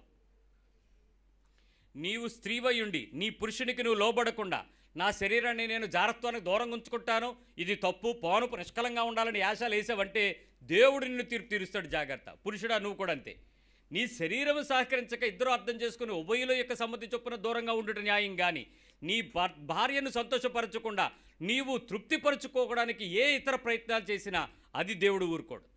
ఖచ్చితంగా భార్యాభర్తలు వారు శారీరకంగా కలుసుకుని తీరవలసిందే, వారిద్దరూ కలిసి ఆనందించవలసిందే, ఇద్దరూ కలిసి తృప్తిపరచుకోవాల్సిందే, ఇద్దరూ కలిసి ఐక్యపరచబడాల్సిందే, ఇద్దరూ కలిసి కూడుకొని తీరవలసిందే. ఇది ఫ్యామిలీకి మాత్రమే. అలాగని ఏ విధవరాలను సంతోషపరుస్తారంటే బైబిల్ ఒప్పుకోదు. ఏ పిచ్చి పనులు చేయడానికి అది జారత్వం అంటుంది. దేవుడికి వ్యతిరేకంగా చూస్తుంది. పాపం. జాగ్రత్త. అందుకని ఈ శరీరముతో అనేటువంటి విషయం జాగ్రత్త అంటాడు. చూడండి, కొలస్సీ పత్రిక 3వ అధ్యాయము 5వ వచనంలో ఇవ్వబడిన హెచ్చరిక. కావున భూమి మీదనున్న మీ అవయవములను అనగా జారత్వమును, అంటే అవయవాలు అంటే ఎక్కడ ఉంటాయి చెప్పండి? అవయవాలు మీ ఇంట్లో వస్తువులు ఉంటాయా, అవయవాలు ఉంటాయా? మీ ఇంట్లో వస్తువులు ఉంటాయి. మీ ఆఫీస్లో వస్తువులు ఉంటాయా, అవయవాలు ఉంటాయా? వస్తువులు ఉంటాయి. మీ కుటుంబాల్లో మనుషులు ఉంటారా, వస్తువులు ఉంటాయా? కుటుంబంలో. ఇప్పుడు మీ బాడీలో ఏమున్నాయి? వస్తువులు ఉన్నాయా, అవయవాలు ఉన్నాయా? అంటే అవయవాలు అంటే ఏంటని అర్థం? ఇప్పుడు పార్ట్లు, మన శరీరంతో ఉండే పార్ట్లు. ఏంటి అవయవాలు? జారత్వమును. మళ్ళీ చెప్తున్నాడండి. అంటే ఇది నీ బాడీలో ఏంటని అర్థం? జారత్వము, అపవిత్రత, కామాతురతను, దురాశను, విగ్రహారాధన అయిన ధనాపేక్ష. ఈ 5 పార్ట్లండి, బాడీ పార్ట్లు. ఇక్కడ చిన్నపిల్లలకి బాడీ పార్ట్లు ఉన్నాయి, పెద్దోళ్ళకి మనకే ఉన్నాయి. ఒక్కొక్క పార్ట్ గురించి వాళ్ళకి ఈరోజు మనకేం తెలియదు. చిన్నపిల్లలందరికీ వీళ్ళు ఎదిగిన తర్వాత వీళ్ళకి 15-17 ఏళ్ళు వచ్చేటప్పటికి వీళ్ళకి కొన్ని విషయాల్లో తెలుస్తుందా లేదా? ఇక 20 వచ్చేటప్పటికి దాన్ని ఆపగలమా? ఆపలేం. ఎందుకు? మీరు ఎంత వద్దన్నా అది శరీరంతో పనిచేస్తూ ఉంటుంది. కానీ ఇప్పుడు వాళ్ళ శరీరంలో అవయవాలు. అలాగే మనల్ని కూడా భూమి మీద కేవలం మన బాడీలో పార్ట్స్ అని చెప్పాడండి. ఇవి వదలడానికి అవ్వదు. ఈ పార్ట్స్ ఎప్పటి వరకు ఉంటాయి చెప్పండి మీకు? ఎప్పటి వరకు? మనం ఓ పాట పాడతాం. ఏం పాట? పరదేశము నా దేశము. ఈ పాట ఎప్పుడు పాడతాం? అప్పుడు నువ్వు ఉండవు. అప్పటి వరకు నీ అవయవాలు నీతో ఏం చేస్తుంటాయి? నిన్ను గిమ్మి కాడిస్తూనే ఉంటాయి. అందుకని ఆ విషయాన్ని జాగ్రత్తగా చెప్తున్నాడు. అయితే దేవుని యొక్క ఆలోచన ఏంటట? మొదటి తెస్సలోనిక పత్రికలో 4వ అధ్యాయము, 1 Thessalonians chapter 4 verse 3, 4:3. మీరు పరిశుద్ధులగుటయే అనగా మీరు జారత్వమునకు దూరముగా ఉండుటయే దేవుని చిత్తము. అది ఎంత కష్టంగా చెప్తున్నాడో తెలుసా అండి? కఠినంగా చెప్తున్నటువంటి కొలసికి ఏమంటాడు? మీరు పరిశుద్ధులటే. 3వ వచనం నుంచి అదే, మీరు పరిశుద్ధుల అగుటయే అనగా మీరు జారత్వమునకు దూరముగా ఉండుటయే దేవుని చిత్తము. ఇక్కడ దేవుని చిత్తం అని అడిగేవాళ్ళు ఫస్ట్ దేవుని చిత్తం ఏంటి? నీ బాడీని హోలీగా ఉంచుకోవటానికి ఆ సెక్షువల్ టెంప్టేషన్ని, ఇమ్మోర్టల్ టెంప్టేషన్ని, ఏదైనా చూసిన వెంటనే బాగుంది అనేటువంటి టెంప్టేషన్ని, ఈ అమ్మాయి బాగుంది, ఈ అబ్బాయి బాగున్నాడు, ఫిజిక్ బాగుంది, స్టైల్ బాగుంది, తన ఒక వెర్షన్ బాగుంది, తన ఇలా నచ్చింది, నాకు నచ్చాడు, ఇలాంటి ఏ పదం నీకు వచ్చినా జారత్వం అనే దానికి దూరంగా ఉండి పరిశుద్ధులుగా ఉండుటయే దేవుని చిత్తము. మీలో ప్రతివాడును దేవుని ఎరగని అన్యజనుల వలె కామాభిలాష యందు కాక పరిశుద్ధత యందును ఘనత యందును తన ఘటములను ఎట్లు కాపాడుకొనవలెనో అది ఎరిగి ఉండుటయే దేవుని చిత్తము. ఇక్కడ కొలస్సీలో మాత్రమే దేవుని చిత్తం అనే పదం కొన్ని ఎక్కువ, తెస్సలోనిక పత్రికలో దేవుని చిత్తం అనే పదం కొంచెం రిపీటెడ్గా ఇస్తాడు. దేవుడు ఈ రిపీటెడ్ యొక్క గొప్పతనం ఏంటంటే, అసలు మన బాడీ, మన ఘటము, మన కొండ ఎలాంటిదైతే బోటుగా ఉంటుందో, వీక్గా ఉంటుందో దీన్ని కాపాడుకోవటానికి ఎలాంటి లక్షణాలు కలిగి ఉండాలట? పరిశుద్ధత యందును, అలాగే కామాభిలాష యందు కాక అన్యజనుల వల్లే ఉండకుండా ఉండుట యందు మనము కాపాడుకోవటమే దేవుని యొక్క చిత్తం. అంటే నీ బాడీని ఏ రకమైన ఈ వ్యతిరేక సంబంధమైన కోరిక అభిలాషను మనకి ఏదో పొందుకోవాలి అనేటువంటి టెంప్టేషన్ను కూడా మన దేహాన్ని జరిగించడానికి కుదరదంట. చూడండి, 1 కొరింథీ పత్రికలోనే 6వ అధ్యాయం 13వ వచనంలోనే భోజన పదార్థములు 1 Corinthians 6:13 భోజన పదార్థములు కడుపునకును. భోజన పదార్థాలన్నీ దేనికండి? కడుపున. నువ్వు ఏ రకమైనటువంటి నాన్ వెజ్ తిను, వెజ్ తిను, గడ్డి తిను, అవి కడుపునకును. కడుపు భోజన పదార్థములకును నియమింపబడి ఉన్నవి. బాడీ ఫుడ్ ఏమో బాడీకి పెట్టాడు, బాడీ ఏమో ఫర్ ఫుడ్ సెక్ పెట్టాడు. దేవుడు దానిని వాటిని నాశనము చేయును. దేహము జారత్వము నిమిత్తము కాదు కానీ. దేహము అంటే నీ బాడీకి ఫుడ్ వల్ల నువ్వు ఎంత పెంచినా దేవుడు దాన్ని ఒకరోజు నాశనం చేస్తాడు. అయినప్పటికీ దేహము జారత్వము నిమిత్తము కాదు కానీ. దేహము జారత్వము నిమిత్తము కాదు కానీ ప్రభువు నిమిత్తమే.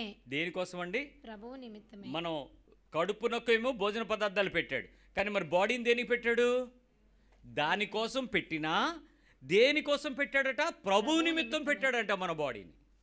ఇప్పుడు నీ బాడీ ఏది చెప్పండి? నీ శరీరం అంతా ఎవరి కోసం పెట్టాలి? ఇప్పుడు దేవుని కోసం పెట్టాలి, దేవుని కోసం పెంచాలి, దేవుని కోసం పెరగాలి, దేవుని యందు ఆలోచించాలి. ఈ బాడీ దేహమంతా దేవుని కోసం పెంచాల్సి నువ్వు దీని లోపల ఈ చెత్త లక్షణాలకు సంబంధించిన దాని వైపు నువ్వేమైనా బెండ్ అయితే నువ్వు మొదట కోల్పోయేది ఏంటో తెలుసా? దేవుని రాజ్యానికి వ్యతిరేకమైపోతావు, కంప్లీట్గా ఆపోజిట్గా మారిపోతావు. మీరు చెప్పండి, జనరల్గా మనలో మనం ఆలోచించుకుందాం. సాధువులు అనే వాళ్ళని పక్కకు పెట్టేసి, సాధువులు అంటే ఎవరు?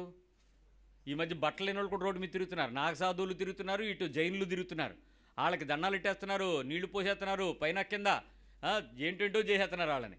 అది కూడా భక్తి అనుకుంటున్నారు కొంతమంది. సరే, మంచిది, వాళ్ళ వరకు వాళ్ళన్నీ వదులుకోవటం, సర్వసంగ పరిత్యాగులుగా బతకటం అది ఒక తత్వం. కానీ దేవుని యొక్క వాక్యం చెప్తుంది కదా, ఈ శరీరాన్ని దేహము దేవుని నిమిత్తము దాచుకోవాలి అని ఎంతమందికి తెలిసింది? నా బాడీ దేవుని కోసం అని ఎంతమందికి తెలిసింది? ఇక్కడ చెప్తున్నాడుగా, దేహం ఏమిటట? ప్రభువు నిమిత్తమే. ప్రభువు నిమిత్తం. మీ పక్క వాళ్ళు చెప్పండి, ఇదంతా దేవుడి కోసమే మీ బాడీ అని. దానికి తిండి పెట్టాలి, చెప్పండి, దానికి కావాల్సినవన్నీ ఇవ్వాలి, దేన్ని దానికి లోపరచకూడదు, అది చెప్పినట్టు వినకూడదు, ఇది దేవుడు చెప్పినట్టు వినాలి, ఇది దేవుడి కోసం ఉంచాలి, ఇది దేవుడిదే, ఇది దేవుడిచ్చిందే. ఒక్క వెంట్రుకు కూడా నువ్వు దాన్ని అతికించలేవని చెప్పండి.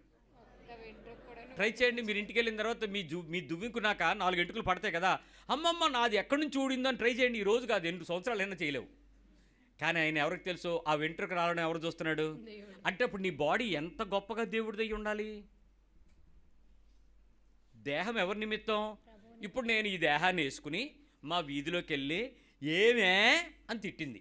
ఎవరు తిట్టారు? నువ్వు తిట్టావా, దేహం తిట్టిందా? సరిగ్గా చెప్పండి. దేహం తిట్టిందా? నీ బాడీ తిట్టిందా, నువ్వు తిట్టావా? ఏదో తేడా ఉంది. ఇప్పుడు నా బాడీని తీసుకెళ్ళి ఎక్కడో పాపం సెంటర్లో పెట్టాను, పాపం జరుగుతున్న సెంటర్లో కూర్చోబెట్టాను. కాసేపు నేను సంతోషిస్తున్నాను, ఉల్లాసపడుతున్నాను, తృప్తి పొందుతున్నాను, సుఖపడుతున్నాను. ఇప్పుడు దేవుడు నీ దేహానికి తీర్పిస్తాడా, నీకు ఇస్తాడా? నీ దేహం ఎక్కడికి వెళ్ళిపోద్ది? మట్టిలోకి వెళ్ళిపోద్ది. కానీ అసలు నీ బాడీ అసలు దేనికోసం పెంచాలి? ప్రభువు నిమిత్తమే. నీ దేహము దేవుని నిమిత్తమే. ఖచ్చితంగా అక్కడ క్లియర్గా చెప్తున్నాడు, ప్రభు నిమిత్తమే. దేవుడు ప్రభువును లేపెను, మనలను కూడా తన శక్తి వలన లేపును. మీ దేహములు క్రీస్తునకు అవయవములై ఉన్నవని మీరు ఎరుగరా? ఇప్పుడు మీ దేహాలు ఎవరికి అవయవాలు? యేసు అనే ఒక వ్యక్తికి భూమి మీద రకరకాల పార్ట్లు మనమంటండి. మరి ఈ దేహానికి సంబంధించిన, శరీరానికి సంబంధించిన కార్యాలను చేసేస్తే, గలతీ పత్రికలో చెప్పబడిన శరీర కార్యాలు చేసేస్తే మనం దేవుని రాజ్యాన్ని స్వతంత్రించుకోగలమా? అవి లేకుండా ఎవరైనా ఉండగలమా? అవి పొందకుండా, శరీర కార్యాలు చేయకుండా ఎవరైనా ఉండగలమా? అవి తెలియదు అనేవాళ్ళు ఎవరైనా ఉన్నారా? ఒక్క కోమాలో ఉండే మనిషి, ఇంకేదో కొన్ని శరీరానికి తెలియని జబ్బులు కలిగినటువంటి పరిస్థితుల్లో మానసికంగా ఎదగని స్థాయి ఎవరైనా ఉంటే, మెంటల్లీ రీహాబిలిటేటెడ్ బలహీనత ఎవరికైనా ఉంటే తప్ప మొత్తం బాడీ ఉన్నవాళ్ళు అందరికీ తెలుసా లేదా? మరి ఈ బాడీతో మీ బాడీకి ఉండేటువంటి ఎన్ని టెంపర్మెంట్స్ని బైబిల్ చెప్పిందో వాటన్నిటిలో మనం ఏం చేసినా కుదరదంట. ఏది ఎక్కువగా చేస్తామో ఒకసారి రిపీట్ చేస్తాను. జారత్వము, అపవిత్రత, కాముకత్వము, విగ్రహారాధన, అభిచారము. అభిచారములు అంటే ఏంటంటే క్రైస్తవులమైన మనము చేతబడి చేయటానికి వెళ్ళకూడదు, తాయెత్తులు కట్టుకోకూడదు, మంత్రప్రయోగం చేయకూడదు, తంత్రప్రయోగం చేయకూడదు. ఎవరి దగ్గరికైనా వెళ్ళి జాతకాలు చూపించుకుని దాని ప్రకారం మనం నమ్మేటువంటి పద్ధతిలో విగ్రహానికి సాగిలపడకూడదు. ఏ విగ్రహ సంబంధమైనటువంటి పద్ధతి కానీ పదార్థం కానీ లేక దానితో నాకేదో జరుగుద్ది అనేటువంటి నమ్మకాన్ని పెంచుకోకూడదు. ఏ తాంత్రిక విద్యను, తాంత్రిక సంబంధమైన, మంత్ర సంబంధమైన, యంత్ర సంబంధమైన, ప్రయోగ సంబంధమైన ఏ పదార్థానికి కూడా నేను నా దేవుని కన్నా ఎక్కువ స్థానం ఉందని నమ్మకూడదు. అది అభిచారం. ఏది చేయటానికి వీల్లేదు, ఏ రకమైన పద్ధతికి మనం ఉంచుకోవడానికి వీల్లేదు. నేను నిన్న మ్యారేజ్ చేయడానికి ఒక కుటుంబం నన్ను ఆహ్వానించారు. ఆ ప్రదేశంలోకి వెళ్తే ఆ అమ్మాయి ఇంత నిమ్మకాయ పట్టుకొచ్చింది. ఇది చేతిలో ఏమన్నా అక్కడ పెట్టంటే ఇది ఇక్కడ పెట్టుకుంటాను. హే తీసాడు, పెట్టా పక్కన పెట్టాను అంటే లేదండి ఇది మాతోనే ఉండాలని. ఎందుకు అన్నాను. దిష్టి తగలకుండా. ఎవడెడతాడు దిష్టి నీకు? చర్చిలో ఉన్నావు, నీకు దిష్టి ఎవడు పెడతాడు? తీసి పడాను అంటే టీటు చూసి వాళ్ళ అమ్మకై చూపిస్తుంది. వాళ్ళ అమ్మ అంటే ఇది పాడేయమంటున్నాడు, ఈ పాస్టర్ రీడ్ చేయమంటాడు. ఆవిడ లోపలెట్టేసుకుంటాను. పాడేయట్లేదు. అదే అభిచారం. అలాంటివి ఏవి మనం పెట్టుకోవటం అనేది కుదరదు. అలాగే మనం వెళ్ళి ఏం చెప్తారు, ముహూర్తం పెట్టండి పాస్టర్ గారు 9 గంటల 15 నిమిషాల కల్లా మీరు ఉంగరం పెట్టిచ్చేస్తారా అని అడుగుతున్నాడు నన్ను. అదేట్రా అని అంటే ఏం లేదండి, మా ఇంట్లో కొంతమంది సెంటిమెంట్ గాళ్ళు ఉన్నారు, వాళ్ళ కోసం మీరు ఏం లేదండి ముందు ఉంగరం పెట్టించి తర్వాత పెళ్లి చేసుకోండి అంటున్నాడు. జీలకర్ర బెల్లం పెట్టే తర్వాత తాళి కట్టుకుని. అలాంటి ఏం కుదరవాను. అభిచారాలు అంటే అవే. గ్రహ సంబంధమైన, సూచక సంబంధమైన, నక్షత్ర సంబంధమైన, వార సంబంధమైన, హస్త సంబంధమైన, ముద్ర సంబంధమైన ఏ విషయాలలో కూడా అభిచారములు మనం చేయటానికి వీల్లేదు. క్రైస్తవుడికి అవకాశం ఇవ్వలేదు. అలాంటి పనులు చేయడానికి కుదరదు. మనం దేవుని నమ్మితే దేవుని శక్తి యందు పూర్తిగా విశ్వాసం ఉంచి అప్పగించుకోవాలి. ఇలాంటి శరీరానికి సంబంధించిన అభిచారములు, ద్వేషాలు, కలహములు, కుళ్ళిపోతనాలు, క్రోధాలు, కక్షలు, భేదములు, మత్తతులు, అల్లరితో కూడిన ఆటపాటలు, లోభత్వము, బూతులు, పోకిరితనము, సరసోక్తులు, అపవిత్రత, విగ్రహారాధన, ఇలాంటి వాళ్ళందరూ కూడా దేవుని రాజ్యానికి హక్కుదారులు అవుతామా? ఖచ్చితంగా అవ్వం. ఇప్పుడు మీ అందరికీ పెద్ద డౌట్ వస్తుంది. ఈ లెక్కన చెప్పండి, ఈ లెక్కన మాట్లాడరే ఎవడో కూడా దేవుని రాజ్యంలోకి ఎవరో కూడా వెళ్ళరు అని అనుకుంటున్నారు కదా. అవుతారండి. వచ్చే వారం చెప్తాను ఎవడెవడు వెళ్ళిపోతాడు దేవుని రాజ్యానికి. అవునండి, అవకాశం ఇవ్వకపోతే మీకు యేసుప్రభు ఎందుకు చెప్తాడు? మీకు స్థలం ఇస్తానన్నాడు, ఇల్లు ఇస్తానన్నాడు, నాతో పాటు తీసుకెళ్తానన్నాడు, నేను దారి అన్నాడు, ద్వారం అన్నాడు, తలుపు అన్నాడు, మార్గం అన్నాడు. ఇన్ని చెప్పినోడు నిన్ను వదిలేసి వెళ్ళిపోమంటాడా? ఇవన్నీ నీకు ఎందుకు ఇచ్చాడు? ఎంత ప్రమాదమైనటువంటి బలహీనతలతో మీరు లోబడిపోతున్నారో చూసుకోండి అని మనకు చెప్పాడు. దాన్ని దాటడానికి దేవుడు కొన్ని కృపలు కూడా పెట్టాడు. ఆ కృప ఏంటో తెలుసా? మొదటి కృప, ఏ దేహం అయితే భూమిని విడిచి మరణాన్ని గెలిచి సమాధిని దాటి పరలోకానికి వెళ్ళిందో ఆ దేహంలో నుంచి ఊడిపడిన మాంసపు ముక్క, రక్తపు చుక్క నీ దగ్గరికి తీసుకొచ్చి ఇప్పుడు ఇస్తాడు. ఇదిగో నేను ఈ శరీరంతో వెళ్ళాను, అది తిను, దాన్ని తాగు, వివేచించకుండా కాదు, వివేచించి తిను తాగు, ఇకపై నీ శరీరము ఈ రక్తమాంసాలుగా మార్చుకో, ఖచ్చితంగా నువ్వు కూడా పరలోకం వెళ్తావని చెప్పడానికి మొదటిగా ఆయన ప్రభు యొక్క బల్లను మనకిచ్చాడు, మన పాప క్షమాపణ అనుభవానికి. రెండవదిగా ఆయన సత్యమైనటువంటి దేవుని యొక్క మాటను బట్టి పశ్చాత్తాపం కలిగించేటువంటి వాక్యమును మన దగ్గర పెట్టాడు. వాక్కు మన దగ్గర ఉంది, వర్డ్ మనకిచ్చాడు. దీన్ని దివారాత్రులు ధ్యానించువాడు ఏమవుతాడట? ధన్యుడు అవుతావు. ఎందుకు? అది మనస్సు మారుస్తుంది, హృదయమును ఒప్పింపజేస్తుంది, మనస్సాక్షిని గద్దిస్తుంది, నిశ్చయంగా ఆత్మ చెప్పే సంగతి లోపలికి వస్తుంది, వినపడుతుంది, లోబడిపోతావు. మూడోది సహవాసాన్ని పెట్టాడు. ఒకరినొకరు హెచ్చరించుకోవడానికి, పురుగొల్పుకోవడానికి, ధైర్యపరచడానికి, నిన్ను నడిపించడానికి ఈ ఆత్మీయ సహవాసంలో బోధకుని పెట్టాడు, బలపరుచుకోవడానికి శిక్షణకు అందరినీ కలిపి ఉంచాడు. ఈ 3 అవకాశాలు క్రైస్తవుడికి ఒక్కడికే ఉన్నాయి నిన్ను దేవుని రాజ్యంలోకి తీసుకెళ్ళటానికి. ఇప్పటికి నీ శరీరానికి నువ్వు రుణస్థుడు అయిపోతే, బలహీనుడు అయిపోతే, ఇక దాన్ని గెలవడానికి ఒప్పుకోకుండా నీ ప్రాణం కొట్టుకుంటుంటే ఈ సమయం దేవునికి అప్పగిద్దాం. ప్రభువా, నేను దేవుని రాజ్యంలోకి రావాలి, ఎందుకంటే భూమి మీద నేను బతికి నిత్యత్వం పోగొట్టుకుంటే ఎట్లా? కాబట్టి క్రీస్తు యొక్క రాజ్యంలో ఉండాలి, పరలోకపు రాజ్యంలో కూడా ఉండాలి. అలాంటి రాజ్యంలోనికి నన్ను దారివ్వు, నన్ను నడిపించు, నా శరీరం శోధిస్తుంది, దీన్ని నేను లోబర్చుకోవడానికి నాకు కృప కావాలని ప్రార్థన చేద్దాం.